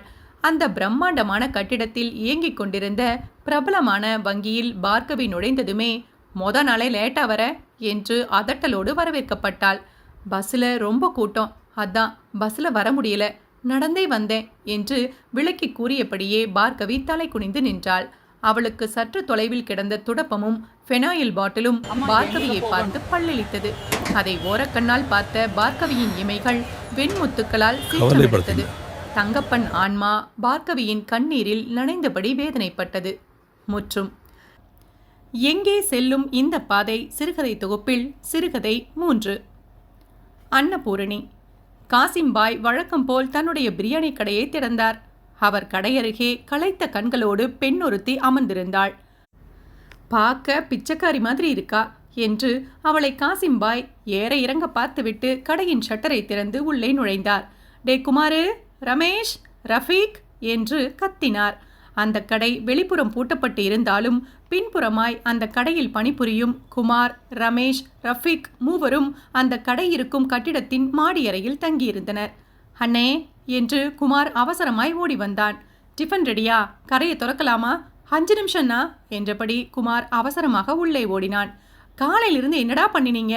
பாரு, கூட்டி பெருக்காம கிடக்கு என்று கோபத்தோடு கத்திவிட்டு காசிம் சமையலறை நோக்கி 2 அடி எடுத்து வைத்தார். அதற்குள் தரையில் துடப்பும் உராயும் சத்தம் கேட்டு திரும்பினார். அவர் கடைவாசலில் அமர்ந்திருந்த அந்த பெண் அவசரமாக பெருக்கத் தொடங்கியிருந்தாள். காசிம்பாய் அவளை வைத்த கண் எடுக்காமல் சற்று நேரம் பார்த்தார். அதன் பிறகு அமைதியாக கல்லாப்பெட்டியை நோக்கி நடந்தார். அவருடைய கடைக்கு வழக்கமாக வரும் வாடிக்கையாளர்கள் ஒருவர் பின் ஒருவராய் வரத் தொடங்க குமார் அவசரமாக ஓடி வந்து அவர்களை கவனிக்கத் தொடங்கினான். காலை பொழுது கற்பூரமாய் காற்றில் கரைந்து கடிகாரமுள் 11 எட்டியது. அவள் தரையை பெருக்கி துடைத்து சுத்தம் செய்துவிட்டு வெளியே சென்று கடைவாசலில் சாப்பிட போவோரையும் சாப்பிட்டு முடித்துவிட்டு வெளியே வருவோரையும் உள்ளே பரிமாறப்படும் விதவிதமான உணவு வகைகளையும் ஏக்கத்தோடு பார்த்தபடி நின்றிருந்தாள். இந்தம்மா இங்க வா என்று காசிம்பாய் அந்த பெண்ணை அதட்டினார். அவள் தயங்கி தயங்கி கடைக்குள் வந்தாள். எந்த ஊரு?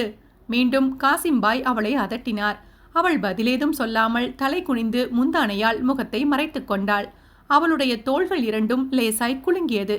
காசிம்பாய் அவளை எதுவும் கேட்காமல் வியாபாரத்தை சற்று நேரம் கவனித்தார்.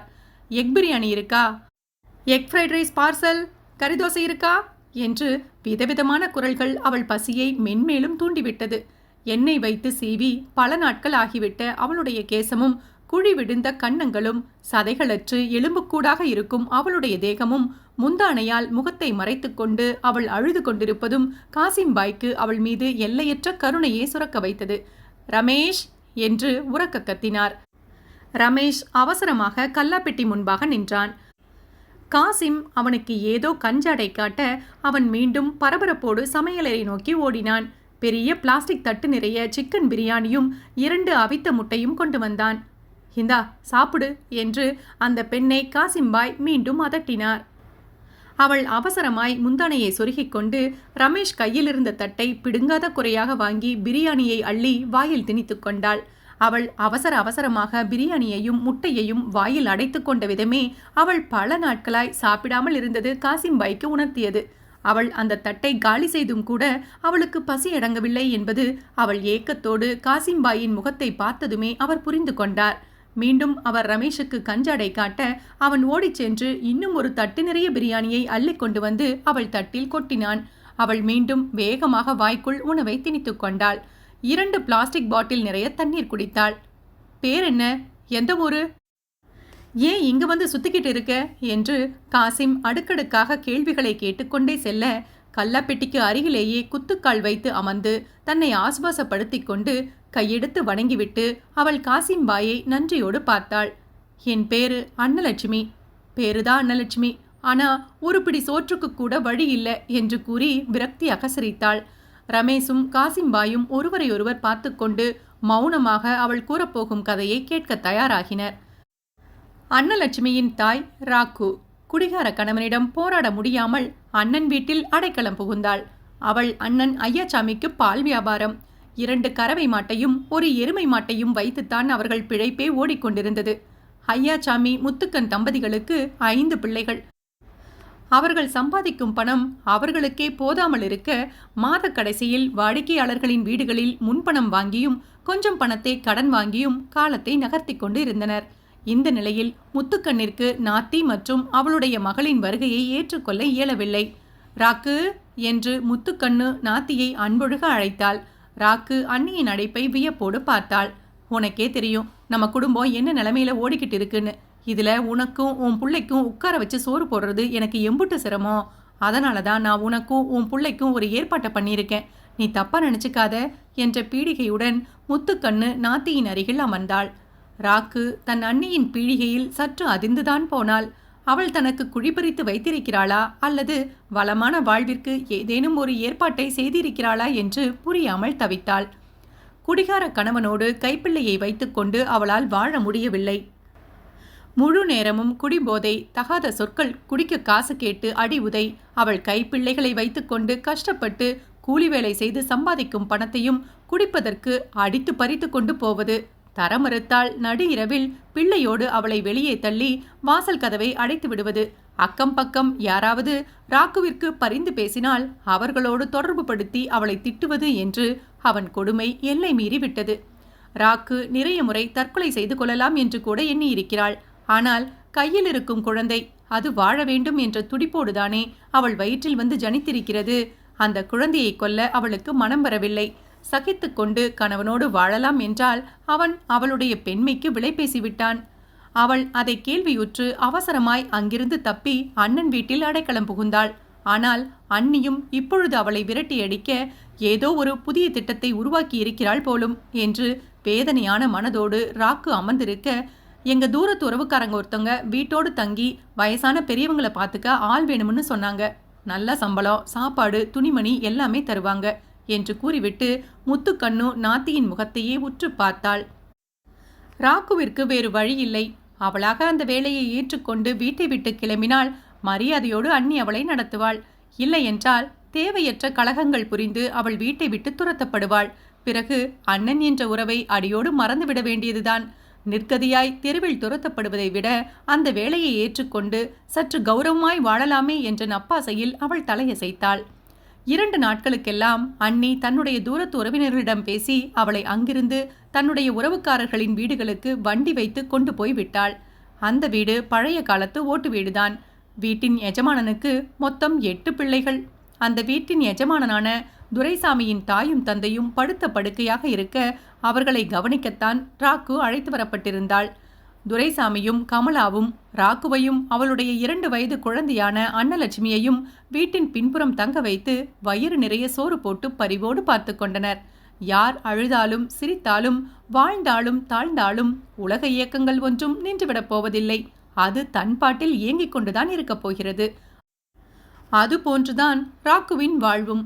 அவள் அந்த வீட்டில் 10 வருடங்கள் கடத்திவிட்டாள். அவள் கவனித்துக் கொள்ள வந்த அந்த பெரியவர்கள் 2 பேரும் ஒருவர் பின் ஒருவராக இறந்து போனார்கள். மீண்டும் தான் நிர்கதியாக இங்கே இருந்து வெளியேற்றப்பட்டு விடுவோமோ என்று ராக்கு கலங்கி நின்ற பொழுது முதலாளியான துரைசாமி கமலாவின் மூத்த மகளான மாலதிக்கு திருமணம் நிச்சயிக்கப்பட்டிருந்தது. திருமண வேலைகளை கவனிக்க வீட்டில் உதவிக்கு ஒரு ஆள் தேவை என்பதால் ராக்குவும் அவளுடைய மகளான அன்னலட்சுமியும் அங்கேயே தங்க வைக்கப்பட்டனர். அதன் பிறகு மாலதியின் பிரசவம் மற்றும் அடுத்தடுத்து அவர்கள் வீட்டில் நடைபெற்ற நல்லது கெட்டதுகளில் காரணமாக ராக்கு அங்கேயே தங்கியிருந்தாள். அன்னலட்சுமியும் அருகே இருந்த ஒரு அரசு பள்ளியில் 10வது வரை படித்தாள். அன்னலட்சுமி பற்றி அங்கு யாரும் கவலைப்படவில்லை. வயது பெண்ணான அவளுக்கு உடை மற்றும் உணவு வழங்கினால் போதும் என்று அவர்கள் விலகி நின்றனர். ராக்குதான் அவ்வப்பொழுது தன் மகளுக்கு திருமணம் செய்ய வேண்டுமென்று புலம்பிக் கொண்டிருப்பாள். ஆமா, கல்யாணம் பண்ணி நீ அப்படியே வாழ்ந்து கிழிச்சிட்ட என்று அன்னலட்சுமி தாயிடம் மல்லு கட்டுவாள். ராக்குவின் உடல் தளர்ந்து வயதாகிக் கொண்டிருக்கவே அன்னலட்சுமி அம்மாவின் அனைத்து வேலைகளையும் எடுத்து செய்ய தொடங்கினாள். துரைசாமி தவறிவிட கணவன் தவறிய அதிர்ச்சியில் கமலா பக்கவாதத்தில் படுத்த படுக்கையாக கிடக்க தாயை கவனித்துக் கொள்ள நம்பிக்கையான ஆட்கள் தேவை என்பதால் துரைசாமியின் மகனான கனகராஜ் ராக்குவிற்கும் அவளுடைய மகளான அன்னலட்சுமிக்கும் தொடர்ந்து ஆதரவளித்து வந்தான். அன்னலட்சுமி கமலத்தை மிகுந்த பரிவோடும் பாசத்தோடும் அக்கறையாக கவனித்து வந்தாள். கனகராஜ் தாய் தந்தை வாழ்ந்த அந்த பழைய காலத்து ஓட்டு வீட்டிலேயே வசித்து வந்தான். அந்த வீட்டின் பின்புறம் மிகப்பெரிய மாட்டுத் தொழுவம் ஒன்று இருந்தது. அதற்கு சற்று முன்பாக வீட்டை ஒட்டினார் போல ஒரு சின்ன அறை இருந்தது. அந்த சின்ன அறையில்தான் இத்தனை ஆண்டுகளாக தாயும் மகளும் தங்கியிருந்தனர். அது மழைக்காலம். அன்னலட்சுமி கமலத்தை குளிப்பாட்டி சோறூட்டும் வேளையில் மும்முரமாக இருக்க உடல்நிலை சரியில்லாமல் ராக்கு அறையில் முடங்கி கிடந்தாள்.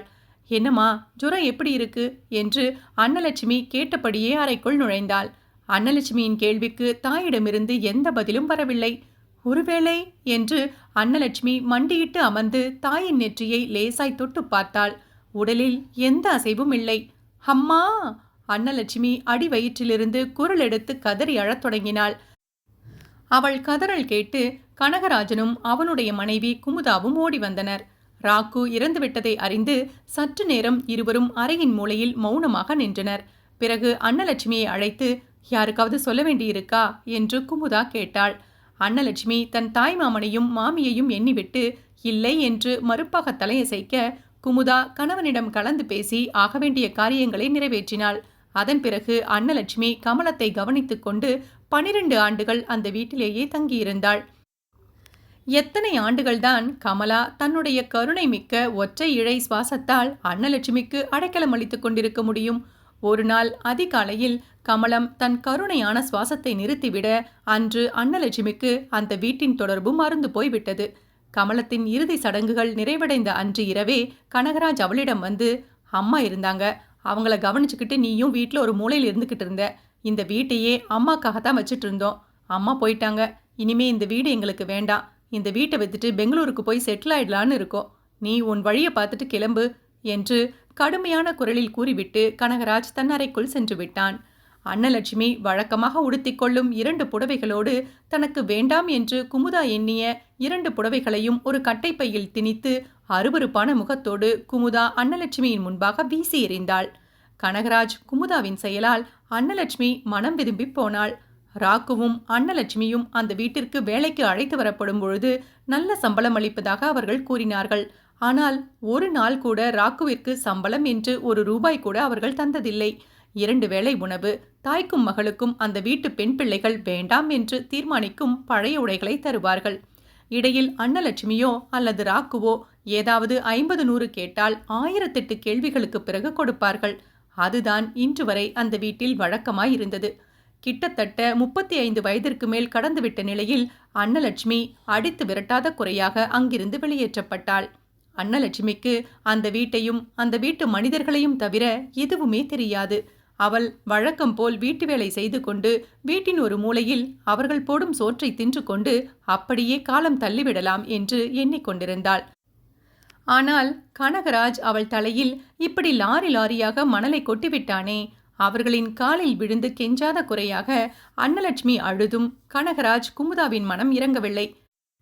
இந்தா எங்கேயாவது போய் தொலை என்று குமுதா மிகுந்த அலட்சியத்தோடு ₹2000 எடுத்து அவள் முகத்துக்கு நேராக வீசி எறிந்தாள். வேறு வழியின்றி அவள் அந்த பணத்தையும் கட்டைப்பையில் திணித்து வீசி எறியப்பட்ட அந்த பழைய புடவைகளையும் எடுத்துக்கொண்டு சென்னைக்கு வந்து இறங்கினாள். அவள் தன்னுடைய நிலையை எண்ணி அழுது கொண்டிருக்க கையில் இருந்த ₹2000 யாரோ திருடிவிட்டனர். கையில் இருந்த ஒரே பற்றையும் தொலைத்துவிட்ட நிலையில் எங்கே செல்வது, யாரிடம் உதவி கேட்பது என்று எதுவும் புரியாத நிலையில் தட்டு தடுமாறி அங்கணன் பிரியாணி கடை என்று பெயர் பலகை தாங்கிக் கொண்டிருந்த அந்த கடைவாசலின் முன்பாக வந்து அமர்ந்தாள். அவளுடைய பசியை அறிந்து காசிம் அவளுக்கு வயிறு நிறைய அன்னமிட அவள் தன் கதையை அவரிடம் நடுங்கும் குரலோடு கூறி முடித்தாள். சரி விட்டு தள்ளு, அதுங்க கிடக்குது என்று காசிம் அழுத்தமான குரலில் கூறினார். அன்னலட்சுமி அவ்வளவு நாட்கள் உழைத்து கொட்டியும் அவர்கள் அதை சற்றும் எண்ணி பாராமல் தன்னை நிர்கதியாக வீட்டை விட்டு விரட்டிய அவமானத்தால் விசும்பி விசும்பி அழுது கொண்டிருந்தாள். இங்க பாரு, அழுவாத, உனக்கு பெருசா சம்பளம் எல்லாம் கொடுக்க முடியாது. உன் வயிறு காயாம 3 வேளை நல்லா சோறு போடுறேன். காலையில கூட்டி பெருக்கின பாத்தியா, அது மாதிரி காலையில சாயங்காலம் கூட்டி பெருக்கி சுத்தம் பண்ணு, காய்கறி நறுக்கு, பாத்திரங்களை கழுவி போடு, அப்பப்போ செலவுக்கு ஏதாவது தரேன். பின்னாடி ஒரு சின்ன அறை இருக்கு, பாத்ரூம் இருக்கு, தங்கிக்கோ. உதவிக்கு அண்ணன் நான் இருக்கேன், 3 தம்பிங்க இருக்காங்க, எல்லாத்துக்கும் மேல அல்லா இருக்காரு. ஏன் கவலைப்படுற என்று காசிம்பாய் நீளமாக பேசி முடித்தார். அன்னலட்சுமி கண்ணீர் பெருக அவர் காலில் விழச் சென்றாள். ஹேய், என்ன இது என்று காசிம் அவளை அதட்ட, முன்ன பின்ன தெரியாத எனக்கு அடைக்கலம் கொடுத்திருக்கீங்க, நீங்க என் குலசாமி என்று அவள் நன்றி பெருக்கோடு கூறினாள். காசிம்பாய் தான் அங்கணனிடம் இதே போன்றுதானே அடைக்கலமாக வந்து சேர்ந்தோம் என்று எண்ணிக்கொண்டார். தாய் தந்தையை இழந்து நிர்கதியாய் நின்ற 10 வயது சிறுவனான காசிமை தான் நடத்தி கொண்டிருந்த பிரியாணி கடையில் உதவிக்கு வைத்து கொண்டார் அங்கணன். காசிமை சொந்த மகன் போல் அன்பு காட்டி வளர்த்தார். அங்கணன் தான் நடத்திய பிரியாணி கடையை காசிமிற்கு கொடுத்துவிட்டு இறந்து போக காசிம் அதே பெயரிலேயே அந்த பிரியாணி கடையை நடத்தி வருகிறார். அடே மகனே, கண்ணீரோடு நிற்கதியா யார் வந்து நின்னாலும் ஆதரவு கொடு, அகிலத்தையே ஆட்டி படைக்கிற அந்த பராசக்தி உன்னை நல்லா கவனிச்சுக்குவா என்று அங்கண்ணன் அடிக்கடி கூறும் வார்த்தைகள் காசிம் காதுகளில் எதிரொலிக்க அடைக்கலம் கிடைத்த மகிழ்ச்சியில் மலர்ந்த முகத்தோடு வேலை செய்து கொண்டிருந்த அன்னலட்சுமியை வெறித்து பார்த்தபடி காசிம் அமர்ந்திருந்தார். முற்றும். இந்த ஆடியோ நாவல் உங்களுக்கு பிடிச்சிருந்தா லைக் பண்ணுங்க, கமெண்ட் பண்ணுங்க, உங்க ஃப்ரெண்ட்ஸுக்கும் ஷேர் பண்ணுங்க. உடனே 4. லக்ஷ்மி. 2 நாட்களாக வீட்டில் வேலை செய்யும் லட்சுமி வேலைக்கு வரவில்லை என்று கனகவள்ளி கோபமாக இருந்தாள். இதுக்கு தான் அப்பவே அந்த மனுஷங்கிட்ட சொன்னேன், வயசானவளை வேலைக்கு வைக்க வேண்டாம்னு. கேட்டாரா? பார்க்க பாவமா இருக்குன்னு பரிதாபப்பட்டு வேலைக்கு சேர்த்துக்க சொன்னாரு. இப்போ நான் தான் அவஸ்தைப்பட்டுக்கிட்டு இருக்கேன் என்று கனகவள்ளி தொடர்ந்து புலம்பியபடி வீட்டு வேலைகளை செய்து கொண்டிருந்தாள். வாசல் கேட் திறக்கப்படும் சத்தம் கேட்டு மெதுவாக திரும்பினாள். வாசலில் லக்ஷ்மி நின்றிருந்தாள். யாருமா, என்ன வேணும் என்று கனகவள்ளி நக்கலான குரலில் கேட்கவும் பாட்டியின் முகம் சுருங்கியது. அம்மா, கோச்சுக்காதீங்க, என் புள்ளைய 2 நாளா காணல என்று கண்கலங்க சொன்னாள். லக்ஷ்மியின் கலங்கிய முகத்தை பார்த்ததும் கனகவள்ளியின் முகம் மாறிவிட்டது. அவளை உள்ளே அழைத்து உட்கார வைத்து காஃபி கொடுத்தாள். என்னம்மா சொல்ற, உங்க பையனுக்கு என்ன ஆச்சு? அதை ஏம்மா கேட்குறீங்க? வயிற்ற கட்டி வாயை கட்டி அந்த நாதாரி பையல காலேஜ் வரைக்கும் சேர்த்து படிக்க வச்சேன். ஆனா அவன் காதல் அது இதுன்னு என் தலையில கல்லை தூக்கி போட்டுட்டான். அப்படியா? ஆமா, அவனை கஷ்டப்பட்டு படிக்க வச்சேன். என்னோட கஷ்டத்தை கொஞ்சம் கூட புரிஞ்சுக்காம ஏதோ ஒரு பெரிய பணக்கார வீட்டு பொண்ணை பார்த்து காதலிச்சிருக்கிறான். அந்த பொண்ணு வேலையை காட்டிடுச்சு. அந்த விஷயம் தெரியாம இவன் காணாம போயிட்டான்னு நினைச்சு நான் போய் போலீஸ் ஸ்டேஷன்ல கம்ப்ளைண்ட் கொடுக்க அவங்க என்ன பிடிச்சி ஸ்டேஷன்ல உட்கார வச்சுட்டாங்க என்று லக்ஷ்மி கண்களில் வழிந்த கண்ணீரை துடைத்தபடியே பேசினாள். கனகவள்ளிக்கு கதை கேட்கும் சுவாரஸ்யம் அதிகமானது. அப்புறம் என்னாச்சு என்றாள். அப்புறம் என்ன, நான் அந்த ஸ்டேஷன் இன்ஸ்பெக்டர் காலில் விழுந்து கதறி அழாத குறையா கெஞ்சியும் அந்த இன்ஸ்பெக்டர் என்னை விடவே மாட்டேன்னு சொல்லிட்டாரு என்று விசும்பிய லக்ஷ்மி தொடர்ந்தாள். லக்ஷ்மியின் கணவன் குடிகாரன். எப்பொழுதும் குடித்துவிட்டு தகராறு செய்வான். எப்போதுமே லக்ஷ்மியின் வீடு கலவரமாகவே இருக்கும். லக்ஷ்மிக்கு வாழ்க்கையில் இருக்கும் ஒரே பிடிப்பு குழந்தைதான். தன் குழந்தையை வளர்த்து ஆளாக்க வேண்டும் என்ற லட்சியத்திற்காகத்தான் அவள் அந்த குடிகார கணவனை சகித்து கொண்டு வாழ ஆரம்பித்தாள். இந்தாடி லக்ஷ்மி, சம்பாதிக்கிற துட்டையெல்லாம் என்ன பண்ற? எப்ப கேட்டாலும் இல்லை இல்லைங்கிற. ஒரு 50 ரூபாயை தள்ளு. இங்க பாரு, கருவாட்டு குழம்பு வச்சிருக்கேன், வாயை மூடிக்கிட்டு தின்னுட்டு ஓரமா கெட. காசெல்லாம் கேட்டு கடுப்பேத்தாத என்று லக்ஷ்மி கணவனை எதிர்த்து பேச ஆரம்பித்தாள். அவள் அப்படி கடுப்படித்து பேச சண்டை சந்தேகமாக மாற ஆரம்பித்தது. லட்சுமியுடைய கணவன் கன்னியப்பன் மனைவி மீது சந்தேகப்பட்டு அதிகம் குடித்து அவளிடம் தகராறு செய்ய ஆரம்பித்தான். அடியே, சம்பாதிக்கிற திமிரடி, என்னையவே எதிர்த்து பேசுறியா என்று ஆரம்பித்து சண்டை அடிதடியாக முடியும். யோ, உன்கிட்ட நான் நிரூபிச்சு ஒன்றும் ஆக போறதில்ல. ஆமாயா, எனக்கு வேற ஒரு கனெக்ஷன் இருக்குன்னு வச்சுக்கோ. இஷ்டம் இருந்தா வீட்டில் இரு, இல்லாட்டி கிளம்பிப்போ என்று அவனுடைய சந்தேகத்தையும் அடியையும் தாங்க முடியாமல் ஒரு கட்டத்திற்கு மேல் லட்சுமி துணிந்து விட்டாள். மனைவியை விட்டு வெளியே போனால் கன்னியப்பனும் உழைத்து சாப்பிட வேண்டுமே என்ற கவலை தோன்ற அவன் வாயை மூடிக்கொண்டு அவள் போடுவதை சாப்பிட்டு காலம் கழிக்க ஆரம்பித்தான். லக்ஷ்மிக்கு கணவனை பார்க்க பார்க்க எரிச்சலாக வந்தது. ஆனால் தன்னுடைய ஒரே குழந்தையான வினோத்துடைய வளர்ச்சியும் எதிர்காலத்தையும் அவளை கட்டி போட அவள் மன உறுதியோடு உழைத்து கொண்டிருந்தாள். அம்மா, நான் 10ஆவதுல பாஸ் ஆகிட்டேன். அடுத்தது 11, 12 படிக்கணும். காலேஜ் எல்லாம் போய் படிக்கணுமா என்று வினோத் ஆசையாக கேட்கவும் லக்ஷ்மி தான் வீட்டு வேலை செய்யும் இடங்களில் காசு கடனாக வாங்கியும் முன்பணமாக வாங்கியும் தனியார் பள்ளியில் அவனை 11ஆம் வகுப்பில் பணம் கட்டி சேர்த்து விட்டாள். 10ஆம் வகுப்பு வரை ஒழுங்காக படித்த வினோத்துக்கு திடீரென்று திலக்குடைய சகவாசம் ஏற்பட்டது. முதலில் திலக்கிற்கு வினோத்தை பார்க்க மனதிற்குள் எரிச்சல் தோன்றியது. வறுமையிலும் நன்றாக படிக்கும் வினோத்தை அவன் விரோதியாக நினைக்க ஆரம்பித்தான். நீ நல்லா படிக்கிறதுனால தாண்டா என்ன திட்டுறாங்க, நீ ஒழுங்கா நடந்துக்கிறதுனால தாண்டா உன்னோட கம்பேர் பண்ணி என்னையும் பேசுறாங்க என்று திலக்குடைய மனம் வினோத்தை பார்த்து விரோதம் பாராட்ட ஆரம்பித்தது. டே மச்சான், என்னடா எப்ப பார்த்தாலும் படிப்பு படிப்புன்னு புக்கு கட்டிட்டு அழற என்று திலக் கேட்க வினோதன் புத்தகத்தை மூடி வைத்துவிட்டு அவனை பார்த்தான். டேய், எங்க அம்மா பாவண்டா, வீட்டு வேலை செஞ்சு என்னை படிக்க வைக்குது. அதை நல்லபடியா பார்த்துக்கணும்னா நான் படிச்சு பெரிய வேலைக்கு போகணும்டா என்று வினோத் பதில் சொன்னான். டேய், அதுக்கு என்கிட்ட ஒரு சூப்பரான ஐடியா இருக்கு. என்ன சொல்ற என்று வினோத் இப்பொழுது வியப்போடு அவனையே பார்த்து கொண்டிருக்க திலக் தொடர்ந்தான். டேய், நம்ம கிளாஸ்லயே பணக்கார வீட்டு பொண்ணுன்னா அது ரதி மட்டும்தான். அவ பார்க்கவும் அழகா இருக்கா, பணமும் வசதியும் அவகிட்ட இருக்கு. பேசாம நீ அவளை லவ் பண்ண ஆரம்பிச்சுடு என்றான். டேய், அவ பணக்கார வீட்டு பொண்ணுன்னு நீயே சொல்ற, அப்புறம் எப்படிடா என்ன மாதிரி ஒரு பையனை லவ் பண்ணுவா? டேய், அதுக்கெல்லாம் ஒரு ஃபார்முலா இருக்குடா, நீ அதை ஃபாலோ பண்ணா அவ கண்டிப்பா விழுந்துடுவா என்று திலக் ஏற்றிவிட்டான். வேண்டாம் திலக், இது ரொம்ப ரிஸ்க்குன்னு தோணுது. அது மட்டும் இல்லை, எங்க அம்மாவுக்கு இதெல்லாம் பிடிக்காது என்று வினோத் ஆரம்பத்தில் பின்வாங்கினாலும் தொடர்ந்து அவனுடைய மண்டையை திலக் கழுவி ரதியை காதலிக்க சம்மதிக்க வைத்தான். இல்லடா திலக், ரதி பணக்கார வீட்டு பொண்ணு. அவளை லவ் பண்ணணும்னா நிறைய காசு செலவு பண்ணணும். அவ்வளோ எல்லாம் என்கிட்ட காசு கிடையாதுடா என்று வினோத் தன்னுடைய ஏழ்மை நிலையை எடுத்து சொன்னான். காசை பற்றி நீ கவலைப்படாதடா, நான் பார்த்துக்கிறேன். நீ அவளை லவ் பண்ணு, அவளையும் உன்னை லவ் பண்ண வை. 2 பேரும் 18 வயசு முடிஞ்சதுக்கப்புறம் ஊரை விட்டு ஓடி போய் கல்யாணம் பண்ணிக்கோங்க. 1 வருஷம் எப்படியாவது தலைமறைவா இருங்க. அதுக்கப்புறம் அவளுடைய அப்பா அம்மாவுக்கு அவளை விட்டு ஃபோன் பண்ணி பேச சொல்லு. சாப்பாட்டுக்கு கஷ்டப்படுறதா சொல்லு. அவங்க மனசு மாதிரி கண்டிப்பாக உன்னையும் அவளையும் ஏற்றுப்பாங்க. அதுக்கப்புறம் உனக்கு ஜாக்பாட் தான். நீ அவங்க வீட்டோட மாப்பிள்ளையா போய் செட்டில் ஆயிடலாம். கொஞ்ச நாள் கழிச்சு நீ உங்கள் அம்மாவையும் கூட்டிகிட்டு போய் வச்சுக்கலாம் என்று திலகன் தொடர்ந்து ஐடியா கொடுக்கவும் அது நல்ல ஐடியாவாகத்தான் வினோத்திற்கு தோன்றியது. வினோத் படிப்பை கொஞ்சம் தள்ளி வைத்துவிட்டு ரதியை பின்தொடர ஆரம்பித்தான். என்னடா சும்மா ஏன் பின்னாடியே சுத்திக்கிட்டு இருக்க? பிரின்சிபல் கிட்ட கம்ப்ளைண்ட் பண்ணா அவ்வளவுதான் என்று ரதி ஆரம்பத்தில் அவனை திட்டினாள். பிறகு அவனை பார்த்து சிரிக்க ஆரம்பித்தாள். அவனோடு நட்போடு பழகத் தொடங்கினாள். ரதி, நீ ரொம்ப அழகா இருக்க. நீ கோபப்பட்டா கூட உன் முகம் நிலா மாதிரி ஜொலிக்குதுடி என்று திலக் சொல்லிக் கொடுத்த டயலாக்குகளை எல்லாம் வினோத் மனப்பாடம் செய்து அவளிடம் ஒப்பிக்க ஆரம்பித்தான். அது கொஞ்சம் கொஞ்சமாக இருக்கும் இடையில் புரியாத நெருக்கத்தையும் ஈர்ப்பையும் உண்டு பண்ணி இருந்தது. அந்த ஈர்ப்பு ஐ லவ் யூ சொல்லும் அளவிற்கு கொண்டு போய்விட்டது. டேய் வினோத், +2 முடிச்சதுக்கப்புறம் நாம் 2 பேரும் ஒரே காலேஜில் ஒன்றா படிப்போம்னு எனக்கு நம்பிக்கையே இல்லடா என்று இறுதித் தேர்வு அன்று ரதி வருத்தத்தோடு சொன்னாள். அதெல்லாம் ஒன்றும் பிரச்சனை இல்லடி, நீ எந்த காலேஜில் சேர போறேன்னு சொல்லு, நானும் அதே காலேஜில் அப்ளிகேஷன் போடுறேன். கண்டிப்பாக 2 பேரும் ஒரே காலேஜில் ஒன்றா தான் படிக்க போகிறோம். என்னடா புரியாமல் பேசுகிற?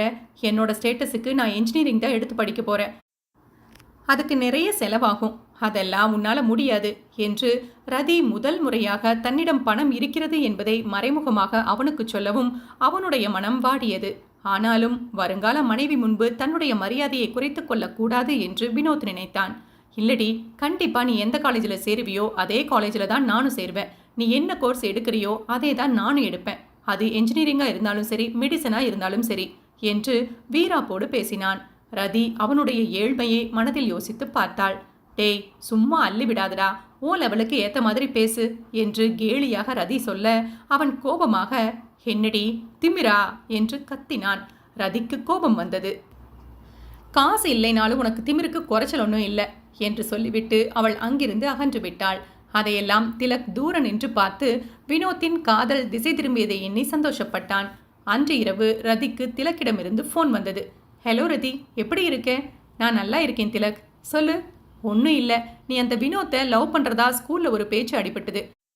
இது உங்கள் அப்பா அம்மாவுக்கு தெரிஞ்சா எவ்வளோ பெரிய பிரச்சனையாகுன்னு யோசிச்சு பார்த்தியா என்று திலக் ஆரம்பித்தான். ரதி எரிச்சல் அடைந்தாள். டேய், என்னடா சொல்கிற? இதை யார் உன்கிட்ட சொன்னது? வேற யாரு, அந்த வினோத் தான் எனக்கு சொன்னான். நீங்கள் 2 பேரும் டீப்பாக லவ் பண்ணுறீங்களா? காலேஜ் முடிச்சதும் உங்கள் வீட்டில் பேசி அவன் உன்னை கல்யாணம் பண்ணிக்க போகிறானாம் என்று திலக் வேண்டுமென்றே அவளுடைய கோபத்தை தூண்டிவிடும் விதத்தில் மேலும் வினோத் சொல்லாததையெல்லாம் சேர்த்து சொன்னதாக பேசினான். அப்படியா சொன்னா? அவன்கிட்ட நான் பேசிக்கிறேன், நீ ஃபோனை வை என்று கோபமாக சொல்லிவிட்டு ஃபோனை கட் செய்தாள். அவளுடைய மனதிற்குள் வினோத் மீது அளவுக்கு அதிகமான கோபம் இருந்தது. இந்த லூசு கிட்ட லவ் பண்ணுற விஷயத்த காலேஜ் முடிச்சுட்டு வேலைக்கு போகிற வரைக்கும் யார்கிட்டையும் சொல்லாதேன்னு சொன்னா ஊர் ஃபுல்லாக சொல்லிக்கிட்டு இருக்கானா? இனிமே இதை சும்மா விட்டு வச்சா சரிப்பட்டு வராது என்று யோசித்தவள் அன்று முதல் வினோத்தோடு பேசுவதை கொஞ்சம் கொஞ்சமாக குறைத்து கொண்டாள். அவனுடைய ஸ்டேட்டஸ் தன்னை விட குறைவு என்று அவளுக்கு அப்போதுதான் தோன்ற ஆரம்பித்தது. என்ன ரதி, என் கூட இப்பெல்லாம் பேசவே மாட்டேங்கிற என்று வினோத் வழிய சென்று பேசியும் கூட ரதி முகத்தை திருப்பிக் கொண்டு போனாள். வினோத்தின் மனம் வலித்தது. தன்னிடம் பணம் இல்லை என்பதற்காகத்தான் அவள் விலகி போவதாக வினோத் புரிந்து கொண்டான். அதை பற்றி திலக்கிடம் வந்து நிறைய விவாதித்தான். டேய் மச்சி, நான் இப்படி சொல்றேன்னு நீ தப்பா நினைச்சுக்காத. பொண்ணுங்க இருக்காங்களே, அவங்கள புரிஞ்சுக்கவே முடியாதுடா. சில சமயம் நல்லா பேசுவாங்க, சில சமயம் நம்மக்கிட்ட எரிஞ்சு விடுவாங்க, சில சமயம் சண்டை போடுவாங்க, கேட்டா பொசசிவ்னு சொல்லுவாங்க. அந்த மாதிரி தாண்டா இந்த ரதியும். நீ விடாம அவ பின்னாடியே சுத்தி அவ மனசுல என்ன இருக்குன்னு எப்படியாவது தெரிஞ்சுக்கோ. ரதி உனக்கு வாழ்க்கையில கிடைச்ச பெரிய ஜாக்பாட்ரா, அவளை மிஸ் பண்ணிடாத என்று திலக் வினோத்தை நன்றாக தூண்டிவிட்டான். ஆனால் அதே சமயம் ரதியையும் வினோத்தோடு பேச விடாதபடி அவனை பற்றி தவறுதலாக சொல்லி குழப்பிவிட்டான். இங்க பாரு ரதி, நீ நம்ம வினோத்தை நம்பாத. அவனுடைய போக்கு பேச்சு எதுவுமே சரியில்லை. அது மட்டும் இல்லாம அவங்க அம்மா ஏதோ சாராய கேஸ்ல அரெஸ்ட் ஆகி இப்பதான் வெளியில வந்ததா கேள்விப்பட்டேன். அவன் குடும்பம் சரியில்லை. வினோத்துடைய பேச்சு நடவடிக்கை எல்லாமே தப்பா இருக்கு. அவசரப்பட்டு எந்த முடிவையும் எடுத்துடாத என்று அவளை கொஞ்சம் கொஞ்சமாக தன்னுடைய கட்டுப்பாட்டிற்குள் கொண்டு வந்தான். அவனை எப்படிடா கழட்டி விடுறது என்று ஒரு நாள் ரதி திலக்கிடம் ஐடியா கேட்கவும், அதுக்கு என்கிட்ட ஒரு சூப்பர் பிளான் இருக்கு, நீ வந்து நான் சொல்றதை மட்டும் கரெக்டா பண்ணுனா போதும் என்றான். சொல்லு என்று அவளும் கேட்க ஆரம்பித்தாள். நீ அவனை பழையபடி லவ் பண்றதா சீன் போடு. அவன்கிட்ட ஒரு 4-5 மாசம் நல்லா சிரிச்சு பேசி பழகு. அதுக்கப்புறம் நாம் 2 பேரும் ஊரை விட்டு ஓடி போகலான்னு அவன்கிட்ட சொல்லு. அவன் சரின்னு சொல்லுவான். அவனை நான் சொல்கிற இடத்துக்கு கூட்டிட்டு வா. அவனுக்கு ஒரு மயக்க இன்ஜெக்ஷன் போட்டு அங்கேயே கையை காலை கட்டி போட்டுடலாம். உன்னை அவன் கடத்திட்டு வந்துட்டதாகவும் நான் வந்து சரியான நேரத்தில் உன்னை காப்பாற்றினதாகவும் போலீஸ்க்கு ஃபோன் பண்ணி சொல்லி அவங்கள நம்ப வைக்கலாம். அதே மாதிரி உங்கள் அப்பாவுக்கு ஃபோன் பண்ணி வர வைக்கலாம். உங்கள் அப்பாவும் அம்மாவும் அவனை சும்மா விட மாட்டாங்க. அவன் மேலே போலீஸ் கம்ப்ளைண்ட் கொடுத்து கண்டிப்பாக உள்ள தூக்கி போட்டுடுவாங்க. அதுக்கப்புறம் உனக்கு தொல்லையே இருக்காது. நீ உனக்கு பிடிச்சவனா பார்த்து கல்யாணம் பண்ணிக்கிட்டு சந்தோஷமா வாழலாம் என்று திலக் ஐடியா கொடுக்கவும் ரதி தலையாட்டினாள். எப்படியோ அந்த லூசுக்கிட்ட இருந்து எனக்கு விடுதலை கிடைச்சா போதும். எப்போ பார்த்தாலும் லவ் பண்ணுறேன்னு நொய்யின்னு ஏதாவது ஒன்று சொல்லிக்கிட்டு என் பின்னாடியே சுற்றிக்கிட்டு இருக்கான். அது மட்டும் இல்லாமல் என்கிட்ட செலவுக்கு காசு வேற கேட்குறான்னா பார்த்துக்கோ என்று கத்தினாள். அது ஒன்றும் இல்லடி, அவங்க அப்பா குடிச்சிட்டு அவங்க அம்மாவை அடித்து காசு பிடுங்குவாரு, அதையே தான் உன்கிட்டையும் ட்ரை பண்ண பார்க்குறான் என்று திலக் சொல்லி சிரித்தான். அவன் டீ போட்டு அழைத்தது ரதிக்கு ரொம்ப பிடித்திருந்தது. ரதிக்கு தன் ஸ்டேட்டஸுக்கு இணையான ஸ்டேட்டஸ் கொண்டிருக்கும் திலக்கை விரும்ப ஆரம்பித்தாள். அவர்கள் இருவரும் சேர்ந்து வினோத்தை போலீசில் மாட்டி விடுவதற்காக ஒரு சரியான நாளை தேர்ந்தெடுத்து தங்களுடைய திட்டத்தை அரங்கேற்ற ஆரம்பித்தனர். திலக், இந்த பிளான் கரெக்டாக நடக்கும் இல்லை? ரதி குழப்பத்தோடு திலக்கிடம் கேட்டாள். அவன் நான் இருக்கிறேன் என்பது போல தலையாட்டினான். அதன் பிறகு ரதி திலக் சொல்லிக் கொடுத்தது போலவே வினோத்திடம் பேசி அவனை ஒரு குறிப்பிட்ட நாளில் வீட்டை விட்டு வரவழைத்தாள். டே வினோத், நாம் 2 பேரும் இப்போ காஞ்சிபுரத்துக்கு பக்கத்தில் இருக்கிற எங்கள் பாட்டி வீட்டுக்கு போக போகிறோம். எங்கள் பாட்டிக்கு நம்மளுடைய காதல் விவகாரம் எல்லாமே தெரியும். அவங்க நமக்கு கல்யாணம் பண்ணி வைக்கிறதா கூட சொல்லிட்டாங்க. அதனால் இதை பற்றி யார்கிட்டையும் சொல்லிக்காத. உங்கள் அம்மா கிட்ட கூட இப்போதைக்கு சொல்ல வேண்டாம். கல்யாணம் முடிஞ்சு 1 மாதமோ 2 மாதமோ கழித்து அவங்க கிட்ட பேசிக்கலாம், சரியா என்று அவனிடம் கொஞ்சி கொஞ்சி பேசி அவனை நம்ப வைத்தாள். பணக்கார பெண்ணை திருமணம் செய்து கொண்டு வாழ்க்கையில் செட்டில் ஆகும் நோக்கத்தோடு இருந்த வினோத் அவளை முழுவதுமாக நம்பி தலையாட்டினான். திலக் திட்டப்படி குறித்த நாளில் ரதி வினோத்தை அழைத்து கொண்டு கிளம்பினாள். அவர்களுக்கு முன்பே அந்த பழைய வீட்டிற்கு திலக் வந்து காத்திருந்தான். அவர்களை வரவேற்று உபசரிப்பது போல நடித்து வினோத் அசந்த நேரமாக பார்த்து அவனுக்கு போதை ஊசியை போட்டுவிட்டான். ரதி, நம்ம பிளான் போட்டபடியே இவன் மயங்கி விழுந்துட்டான். நீ இப்போ போலீஸ்க்கு ஃபோன் பண்ணு, அப்புறம் உங்கள் அப்பா அம்மாவுக்கு ஃபோன் பண்ணு என்று திலக் சொல்ல ரதி அதே போல நடந்து கொண்டாள். ஏண்டா நாயே, கூட படிக்கிற பொண்ணையே கடத்தி பணம் கேட்குற அளவுக்கு டெவலப் ஆயிட்டியா? 18 வயசில் உனக்கு என்னடா அவ்வளவு கிரிமினல் மூளை? உன்னையெல்லாம் நல்லா லாடங்கட்டி உரிச்சாதான் சரிப்படும் என்று போலீஸ் அவனை கதற கதற அடித்து இழுத்து செல்வதை கண்ணீரோடு சொல்லி முடித்த லக்ஷ்மி தன்னுடைய முந்தானையால் முகத்தை துடைத்து கொண்டு வேலை செய்ய எழுந்தாள். லக்ஷ்மி, நில்லு, அப்புறம் என்னாச்சுன்னு சொல்லு என்று கதை கேட்டுக்கொண்டிருந்த கனகவள்ளி லக்ஷ்மியை தடுத்து விசாரிக்க, அப்புறம் என்னம்மா ஆச்சு? ஸ்டேஷனில் உட்கார வச்சு என்ன வாயில் வந்ததையெல்லாம் கேட்டு அந்த போலீஸ்காரங்க அசிங்கப்படுத்தினானுங்க. எனக்கு எதுவுமே தெரியாதுன்னு கதறி எழுதேன். எப்படியோ அந்த ரதி புள்ள போலீஸுக்கு ஃபோன் பண்ணதுனால இவனை போய் அடித்து இழுத்துட்டு வந்தாங்க என்றாள். இப்போ உன் பையன் எங்கே இருக்கான்? அவனை வெளியில் கொண்டுட்டு வர லாயரை வைக்கணுமா, அவருக்கு ஃபீஸ் கொடுக்கணும், அப்புறம் ஜாமீனுக்கு 50,000 ரூபாய் பணம் கட்டணுமா. இதுக்கெல்லாம் நான் எங்கே போகிறதுன்னு சொல்லுங்க. அந்த நாயை உள்ளே கிடந்தாதான் புத்தி வரும்னு நானும் விட்டுட்டேன் என்று லக்ஷ்மி சோர்வோடு சொன்னாள். அவளுடைய மனதிற்குள் கணவன் மீது அளவில்லாத எரிச்சல் இருந்தது. அவன் மாத்திரம் ஒழுங்காக இருந்தால் தனக்கு ஏன் இப்படியெல்லாம் நடக்கப் போகிறது என்று அவள் மனதிற்குள் குமுறினாள். தன் தரம் கெட்ட வாழ்க்கையை நினைத்து கண்ணீர் சிந்தியபடியே பாத்திரத்தை கழுவ ஆரம்பித்தாள். கனகவள்ளியின் மனதிற்குள் லக்ஷ்மி மீது துளியும் கருணையோ இரக்கமோ எழவில்லை. மாறாக அவளுடைய கதை 2 நாட்களுக்கு பொழுதுபோக்கு பொருளாக பயன்படப் போகிறது என்ற சந்தோஷமும் ஆர்வமும் மட்டுமே இருந்தது. முற்றும். இந்த ஆடியோ நாவல் உங்களுக்கு பிடிச்சிருந்தா லைக் பண்ணுங்க, கமெண்ட் பண்ணுங்க, உங்க ஃப்ரெண்ட்ஸுக்கும் ஷேர் பண்ணுங்க. உடனுக்குடன் அப்டேட்ஸ் கிடைக்கணும்னா பக்கத்தில் இருக்கிற பெல் ஐக்கானை தட்டி விட்டுடுங்க. மீண்டும் ஒரு அழகிய நாவலில் உங்களை சந்திக்கின்றோம். நன்றி.